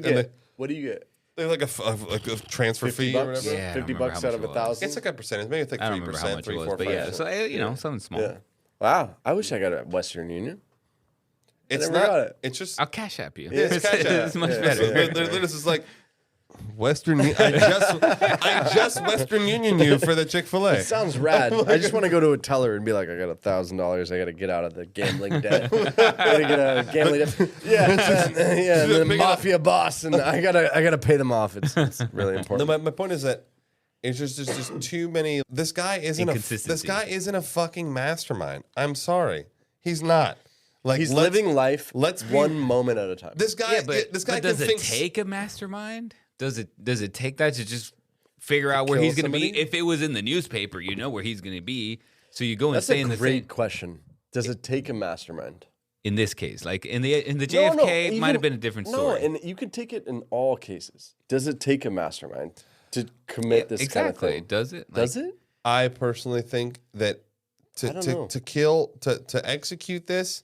And a high level person. To kill me? Sure. No, yeah. It doesn't take a mastermind. It would take like Chick-fil-A driver. No way. Yeah, like you're done. Like fucking done. Get rid of it. But she comes up and then she's like pop. But you're fucking game top over.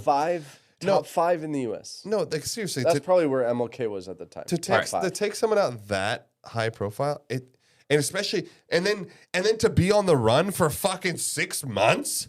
Without getting caught. Yeah. I mean, going to Canada, then England. And he's getting passports and shit. I'm like, okay, bro. Really? He's very resourceful. He's too resourceful. He's too resourceful for his means. Yeah, very true. Yeah.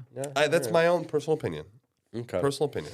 Let's continue. In 1997, Dexter King, which is the son of MLK, he met with James Earl Ray in prison, and he asked him direct, eye to eye, and he said, "Did you kill my father?"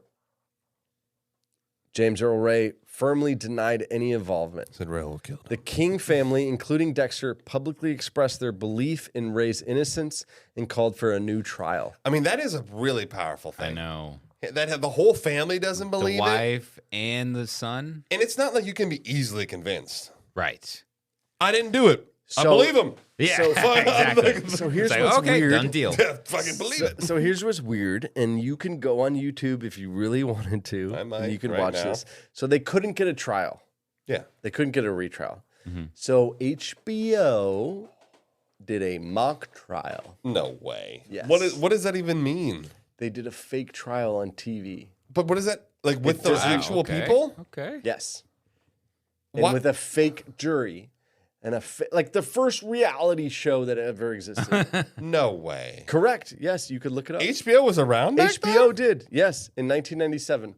Oh my God. Yes. And he's all like old and he's like, "Mrr." So William Pepper, a friend of King, represented Ray in a televised HBO mock trial aimed at providing the trial he never had. That is the worst. Wait, so cannot does mock believe trial it. mean like he... It's he no! Was, you're saying like, you just get anybody. It's a totally fake trial. It's a fake trial. Wow. It's the with idea, a fake jury, a fake trial. It's the all idea fake. It's just kind of like going through the motions, see what would happen. Correct. With fake people, and they're like... And a fake jury. It's like, wow. Okay. What's the purpose of that? Yeah. What the fuck? Of which they acquitted James Earl Ray. In the fake trial? In the make trial. Yeah, but that was 30 years later, too. I'm just saying, like... It's so fake. It's so I'm sorry, like, why? Like, why would they even have a verdict? They're like... You're free to go back to prison. It's very true. It's almost like more torture. It's Very like true. it's almost like worse. I don't know. No, wait. This happened. Sean keeps saying this is a real story. This hold is on, not. hold on, I didn't make Sean this keeps up. saying something that confusing me. Are you saying that like you're thinking that James Earl Ray or whatever he was there? Or yes, he was. Oh, I thought you meant like just fucking like hired actors and shit. They gave him a fake trial. What? It's like a fake trial, and then they acquitted him, and then they took him back to prison. That's the worst. That's the worst. I'm telling you, it's almost like literally it's like being at Guantanamo Bay. They're like, you're free to get tortured some more. I'm sorry. I waited for like 2 hours to tell you guys this story. Oh my God. That is the worst possible thing. Like, why would they do that? Like, how did they could? No, look at it like this way. Look at it like this. 30 like years. No, 20 years. No, it's like a real trial that would fake. 20 years. 20 years go by, and all you have is publicity, and you have all the courts saying no, you can't get a trial. So he's like, give me So a you're fake trial. Fuck it. Give me a mock Let's one. go on HBO. No, like this is pretend. Let's go on HBO. Let's go on HBO and see if we can get the crowd. Oh, to convince like enough people to convince them to do a real trial. That's right. Wow. Man, I wonder how much. Like, I don't know if the HBO like fucking get hella shit for this. Like, just massive amounts of shit. I'm sure they got good ratings. Yeah. So after this mock trial, we'll call it a mock Then trial. the Real Housewives shows were that's- released. Like instantly That's when the after. King family filed a wrongful death civil suit against Lloyd Jowers, the guy who said he was paid $100,000 to do it. Okay. Oh yeah. That's when they did an actual And they got civil $100. They got $100, and then Like, and it was for $100. that's so fucking. And then they got $100 in restitution. So Coretta Scott King asserted that the jury was convinced of a conspiracy involving the mafia and various government agencies in her husband's assassination. She maintained the evidence pointed to somebody else, not James Earl Ray, as the shooter, emphasizing that Ray was framed. All I want to say is like James Earl Ray gets convicted, but meanwhile, like O.J. Simpson gets off.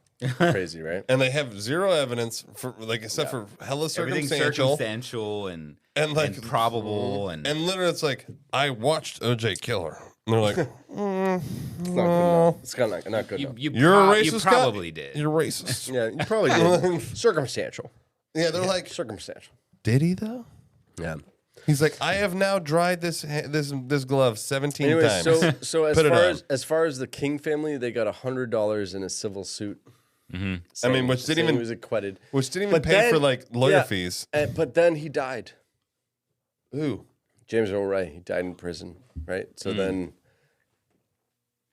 you kind of go, all right. It's the Well, what end. can you do now? Yeah. It's over. So there you go. That's the conspiracy of James Earl Ray as a patsy. Well, I totally think he's a patsy. I'm a firm believer of the patsy play. I'm leaning on that now. Yeah. And now going into that, there's some theories that propose that there were multiple shooters involved in the assassination, challenging the idea that Ray acted alone. And it raises the question about the forensic evidence and the circumstances involving it. Well, I mean, I know they say multiple shooters, but like only one shot was fired, so like multiple people with a gun. Multiple conspiracies. Yeah, that's right. Conspirators. Conspirator. Yeah. But Coretta King said, for both our family and the nation, we had to get involved because the system did not work. There is abundant evidence of a major high-level conspiracy in the assassination of my husband. That's right, Coretta. You tell him, girl. The jury found the mafia and various government agencies, the mock trial, were deeply involved in the assassination. Mr. Ray was set up to take the blame. Yeah, agreed. Yep. My thing is, like, I don't understand, like, I understand, like, this mafia angle, but, like, what the fuck are they gaining from that? The mafia, Honestly, and the same with the JFK thing. The mob gains nothing. The mob is more like a hired like let's get a guy. Yeah, they're like, hey, but like Vincenzo. I mean, my thing, like, I was thinking about it. What's the one thing that is obviously probably the main thing? Well, there's two main things that you need when you're ever investigating a murder. Yeah, it's means, obviously, and motive. What is means and motive? James Earl Ray. What is his motive? Racism. You know, is there any? That would be it. But the thing is, like, is there any documented thing where he was like some fucking diehard, devout racist? Where he was like, he is a bit of a have racist. To be diehard because, like, back then, everyone was usually seems every white to guy. Be, yes, I mean, it seems like there was. Eric. The country was very. Yeah, there Eric. we go. Now we get lumped. Saying, like, there we go. Here we go. The country was very, just agreed, divided. I guess I don't know. Totally. What it is, but like, then why didn't every white male in America fucking shoot MLK? Because they weren't, criminals like this guy. But I'm telling you, it's not. He was a criminal through and through. Totally agreed. Fully Through and agreed. through, right? But fully agreed. But escaped prison like 5 times. But robbed liquor stores, his way banks, through life. Everything. But that doesn't mean it. That doesn't give it motive. It'd be different if It's MLK true. like fucked his wife and he'd be like, he's got to go. No, I don't know. Like, people. Yeah. I mean, he could have been, racist. This is just speculation. I don't know. Mm-hmm. Maybe he was just very racist, and he's like, well, I don't like what this guy's saying, and I don't know. I'm gonna somehow make money and follow him around the country, and then buy a gun from a fucking Marine store. If he was, if he was racially, charged enough, maybe. See, the thing is, like, right now we're making up motive. I for know. him. Yeah, you're right. You're right. Like, We're like that's just my speculating. That's my point. Is like we have to make up motives for him because there is no fucking motive. That's a good point. That's a good point. So Thank this you, Rory. is Come this to my is- side. Come to the dark side, my friend. So this is from the family. Come to the brown side. This is from the King family. He says, they say, we will do everything in our power to see that justice prevails. The family wasn't seeking money, just actual information. For both our family and the nation, we had to get involved because the system did not work. I believe that that's exactly what happened, which is the theory of J. Edgar Hoover. Hoover was so angry, he had hate in his heart. Certainly, he hated Dad. He had a vehement hatred of folks of color. I believe that. Fuck From you, the King yeah, family. piece of shit. Yeah. So the whole family believes that it was a FBI related. I mean, if I had to pick on and like lean on one thing, like that would be the one that makes the most sense to me. Who's got the motive? The FBI has proven motive. Yeah. Fucking documented motive. Yes. Like literally, it's on the record. Motive. Yeah. The only motherfuckers who got motive. Like right there. So it was led. And the memes. It was led and driven by Hoover. Oh, for sure. This whole thing. That's Eric will ask us. So I'm gonna ask the go. questions. So here we go. We went through 3 hours of all the information and all the different conspiracies and different things, and you saw the pictures and you saw what happened, the timeline leading up. Jorge, you gonna go first? I was gonna make Eric go first, but No, that's true. never. I never go first. You never go first. Eric going first. I hate going first. I always go first. Eric, you go first. Okay, I'm gonna go first this time. Perfect. Thank you. I'll go last. I'm gonna go first because everyone already knows what I believe, so it's okay. More so than any of the other ones, I believe he was killed by the FBI. Oh my God, Eric. I'm there. Friendship renewed. Yeah, I'm there. This is on the conspiracy side. I'm on the conspiracy side on this one. This is like the third out of 56 episodes. I am on the conspiracy on this side because now I don't know if it was FBI, CIA, mafia. That's fine.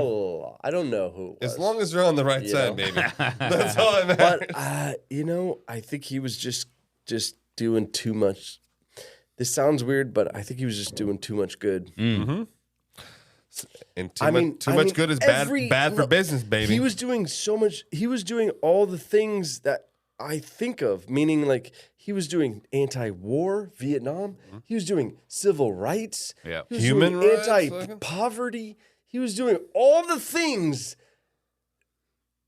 that are good. Mm-hmm, Like what? Why would anybody? Upset about that. Too much change messes up the money. Yeah. People hate change. It's like there's definitely. But things these are logical things that he was fighting for. But now it is. Like back then it was just so. Maybe you're right. Yeah. Racially fucking charged. Not even nowadays. It is. Here's a great example. California. Mm-hmm. Yeah, that's true. No. Listen. Do you know how much money they allocate every year towards the homeless problem in California? It's like I think it's like $5 or $6 billion. No, $billion. That can't be right. Want to bet? Watch. I'm gonna bet you right Okay, now. here we're gonna take a quick. That sounds high. high. We're gonna take a quick pause. 5 million. No, we're gonna take a quick pause. Hey, stop talking. You know what I hate when people are like, that's billions with a B. I'm like, I fucking know how to spell billions. I hate those people too. Billions with a B. I'm like, we're done talking now. I'm leaving with a fuck you. Next episode, That's I'm gonna fuck use you that. with a fuck. With an F. With a fuck you, piece of shit. I'm gonna use that next episode. Billions with a B. I'm gonna be done if that. I'm like, I'm done, Eric. I gotta go. I got shit. Here. Oh wow, it's more. No. What? So published July 18th, 2023 at 12:43 p.m. And it was updated on the 18th at 12:49 p.m. California put aside $7.2 billion to address homelessness in the 2021-2022 state budget. Wow. So look at last year. okay. Last year there was an estimated 172,000 homeless statewide, which equates to spending nearly $42,000 per homeless person. Wow, that's like a minimum wage. Literally. Holy fuck. And yet there's more homeless people than there was before. So where is that? Where are those billions of dollars going? Right into the pockets. They love the homeless problem. Are you kidding me? It's feeding. It's fucking putting food on the math table. right? Yeah. Can we do that math again? Is that math right? Yeah, I'll do the math. Help me out here. Are you sure that was billions with a B? Yeah, though? it sounds like millions. With an M. It was $7.2 billion. So here, I'll show you the math. So that's $7.2 billion. Yeah. And you divide that by 172,000. $41,860. Yeah. That's right. Wow. Literally. And I don't usually say this. I don't usually say this, especially because he's wearing shorts and a jacket. It's actually a rain jacket. But Sean got me on that one. That was good. I didn't expect that number. It was higher. It was higher than I thought. That number's crazy. But my point is, he's obviously going against poverty and this thing. Like, right. But all the things, as weird as it is, those are the things that make money for the politicians. Poverty, war. Like, these are the things that make them so much fucking money because more of your tax dollars go into it, and it's like what happens is they have the they have the LLCs that run the organizations that are getting this money, and they're not actually giving the money to the people. They're just like letting it. It's fucked up. It's super fucked up. Yeah, it is. All right, $7.2 billion. All those things add up, and that's kind of where I am.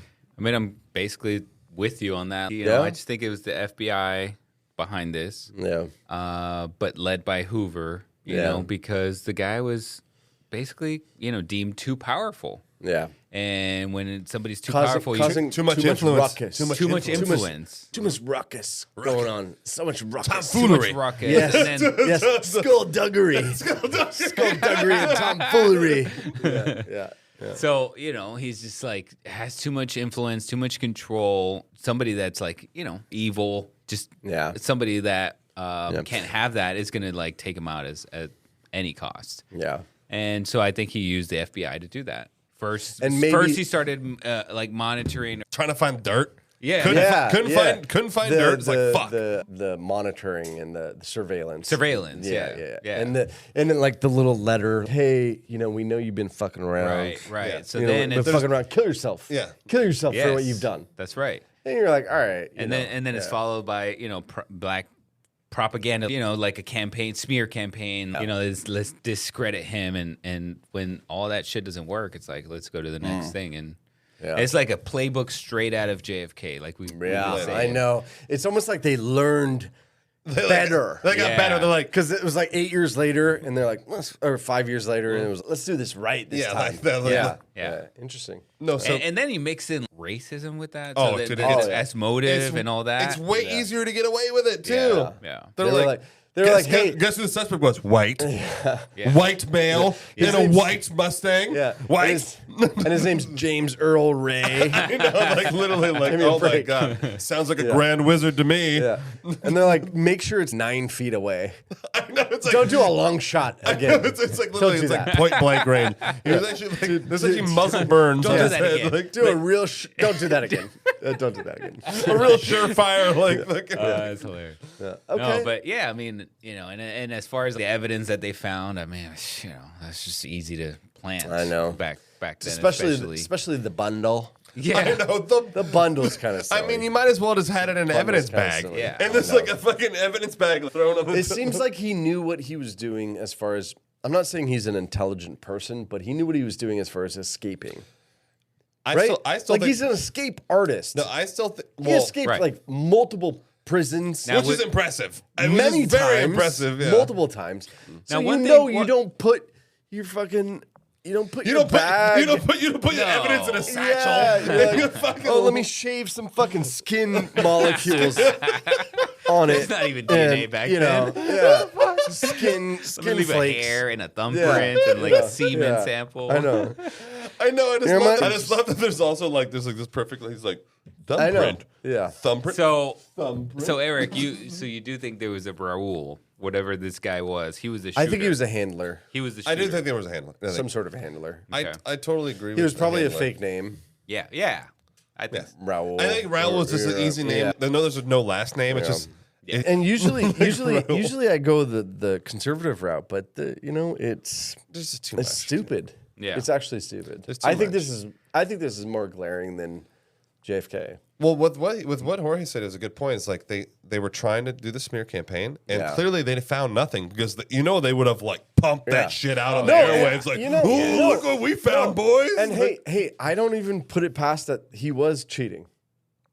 I don't put it past. But it's not enough. No, I just don't think it wasn't enough to topple all that he did in good. No, Does that make sense? No, they didn't have enough juice. I got it. I'm not saying that it's not great, but I'm just saying they didn't have enough juice. It's not enough to be like, hey, what you're saying is wrong. No, I think that they could have. I think that if he was actually cheating, they would have pumped it out. Yeah. They would have actually made it super public because since he was a pastor. I think that is a good way to discredit a pastor. Yeah. It's him defying the oath. But they tried. The oath and the laws that he took. They tried. But it was bullshit because it wasn't really real. That's why I think it wasn't real because I don't think that was. Yeah. Even if it did happen, like you said, I don't think it's enough for black people to be like, well, we don't want rights anymore. So. Yeah.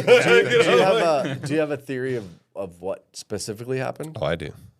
I'll let you go though. Like with the shooting specifically, or is there any? Do you have any like concept of maybe it was James Earl Ray and he just got duped? For the most part, I was thinking it was definitely him. But now I do think he was just kind of like the driver. And he was definitely like he was Patsy, and then when he found out, he's like, "Oh shit, this is like they're blaming me." Real. That's when he started like he's really like, trying to flee. Escape the prison. Yeah. Interesting. And he was probably just trying to get some quick cash. Somebody was like, "Hey, you be the driver of an arms deal." Exactly. Yeah. And then we're gonna do this deal, and then you're in the white Mustang, and then fucking cut. Yeah. I fully agree. I feel like he was good at escaping. That was like his. He's a criminal. He's a through and through criminal. No, but he was. But he clearly, as is proven by his track record, he was not a good criminal. Yeah. He was terrible at it. But he was a good escape artist. He was great at escaping. My God, the guy was escape fucking professional. Like he was good at getting away. That's what he was good at. He broke out of prison. He eluded them for over a year. Right. Impressive. He supposedly killed the most famous man in the world, and then eluded the fucking capture for another 6 months. And meanwhile, traveling to different countries with different passports with different names. The guy's like a fucking super spy. Yeah, true.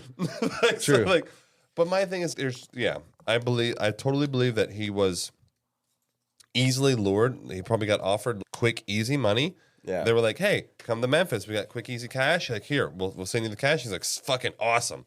Like, quick score. I'm on the run. I need money. I'll take whatever I can get. Fuck it." And they were probably like, "Yeah, hey, we got an arms deal." But they were probably like, "Hey, the heat is hot in Memphis because MLK's there." So he's probably like, "I need to get paid extra." Yeah, and like here's because I'm an escape fucking criminal. I'm an escape prisoner from a prison, a federal prison. So I'm gonna need a little extra, little They're doubles up. So he knew he was. I mean, I don't think he knew that they were gonna kill he was there. MLK. So he didn't have the newspaper at all. No. I don't think So he didn't know any of the planted stuff. I think it was it'd be okay. Dude, oh my God, this is it. Yeah. This is it. Listen. Listen. This is it. We figured it out right here. It's like Tupac. Here we go. It's super easy to get his fingerprints on this stuff. He's there for he even said supposed arms deal. Yep. So they bring him into the hotel. Yep. He clearly likes to drink. So like some slitches. He's like, sweet. Slitzes? Yeah, boom. 2 or 3. And then boom, they No put big that deal. down, easy peasy. They're like, okay, here's the gun here's one of the guns we're going to be selling at the arms deal. Oh, Check it out. Okay, you know. Yeah, 30-06. So you were in the military, right? Okay. Yeah, Looks interesting. legit. Okay, cool. And they're like, oh, here, put this fucking pamphlet over there. And it's like, oh, okay. Yeah. And that's the newspaper. That's the newspaper. Yeah. Grabs it, throws Jerk it off down. real quick. Into the newspaper, please. No big deal. No, I'm saying like that's really easy for like, hey, arms deal. Here's one of the arms we're going to do it. Does it look legit? You were in the military, weren't you? Oh yeah, of course. I was in Bruges. He's like trying to show off. So he's like, let me jerk it off. I was in West Germany in 1946. Let me have a look at that rifle. I'm with my military background. I can tell I got you, boys. He's like, it's going to cost you extra though. An additional $5 on top of the normal fee. Honestly, it's probably what he was saying the whole time. It's going to cost you extra. I know he's like, oh sweet, I'm in a fucking huge score. Meanwhile, Raul is like, fucking anything you want. He's like, done. He's like, here's 10 G's. Fucking go, bro. Let's go. Little fiver. Another fiver. Back then, Mr. Washington's is no you're big gonna deal. do the getaway driver. No, so then I feel like they probably had him posted up in a car somewhere. He probably heard shots and was like, fuck this, I'm out. Yeah. Like, this is too much heat for me now. Right. Like, I'm already on the run. I knew there was going to be heat, but now there's gunshots. I'm fucking out of here. Yeah. And then he probably heard. So he left without Raul? Oh, yeah. Without Raul. I'm pretty sure the whole Raul thing was just like. Yeah. And then they. This is a fake guy, or like a handler. And then the handler guy, whoever shot him, just like.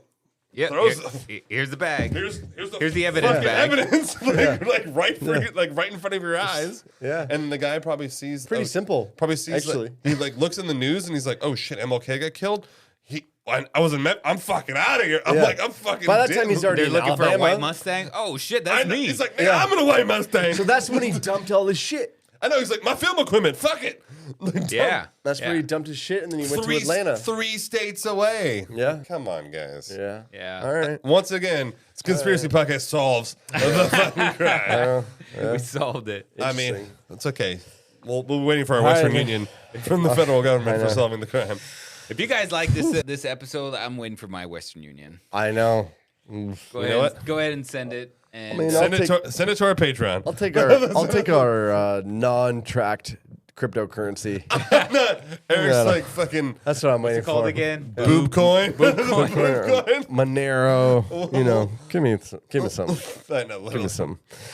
There we go, guys. I mean, crazy. We all are on the same page. I mean, we're all on like the same side. Same arena. Yeah, same arena. Like I have a much more. Yeah. I've like literally scripted out this entire thing. Like, no, it's pretty wild. I don't think we've ever on a major case like this or a major situation. Well, OJ.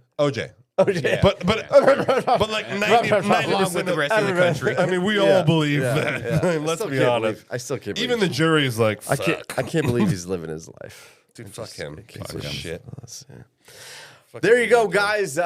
We love you a long time. So much.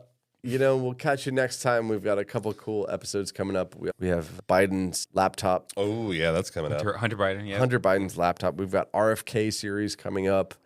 We've got a lot of research on that, and we'll catch you next time. We're gonna put up a poll. Real quick, we're gonna put up a poll on Spotify. Yeah. So you guys can vote and share what you think happened or who you think did it. So go vote on that. Let us know. And I just want to, obviously, just quick shout out to our Patreon peeps and our Discord guys. We love you. We appreciate you, staying with us through like our little hiatus there. But obviously we're back. This is for you guys, and that's right. All right, everybody. We'll catch you next time. Night.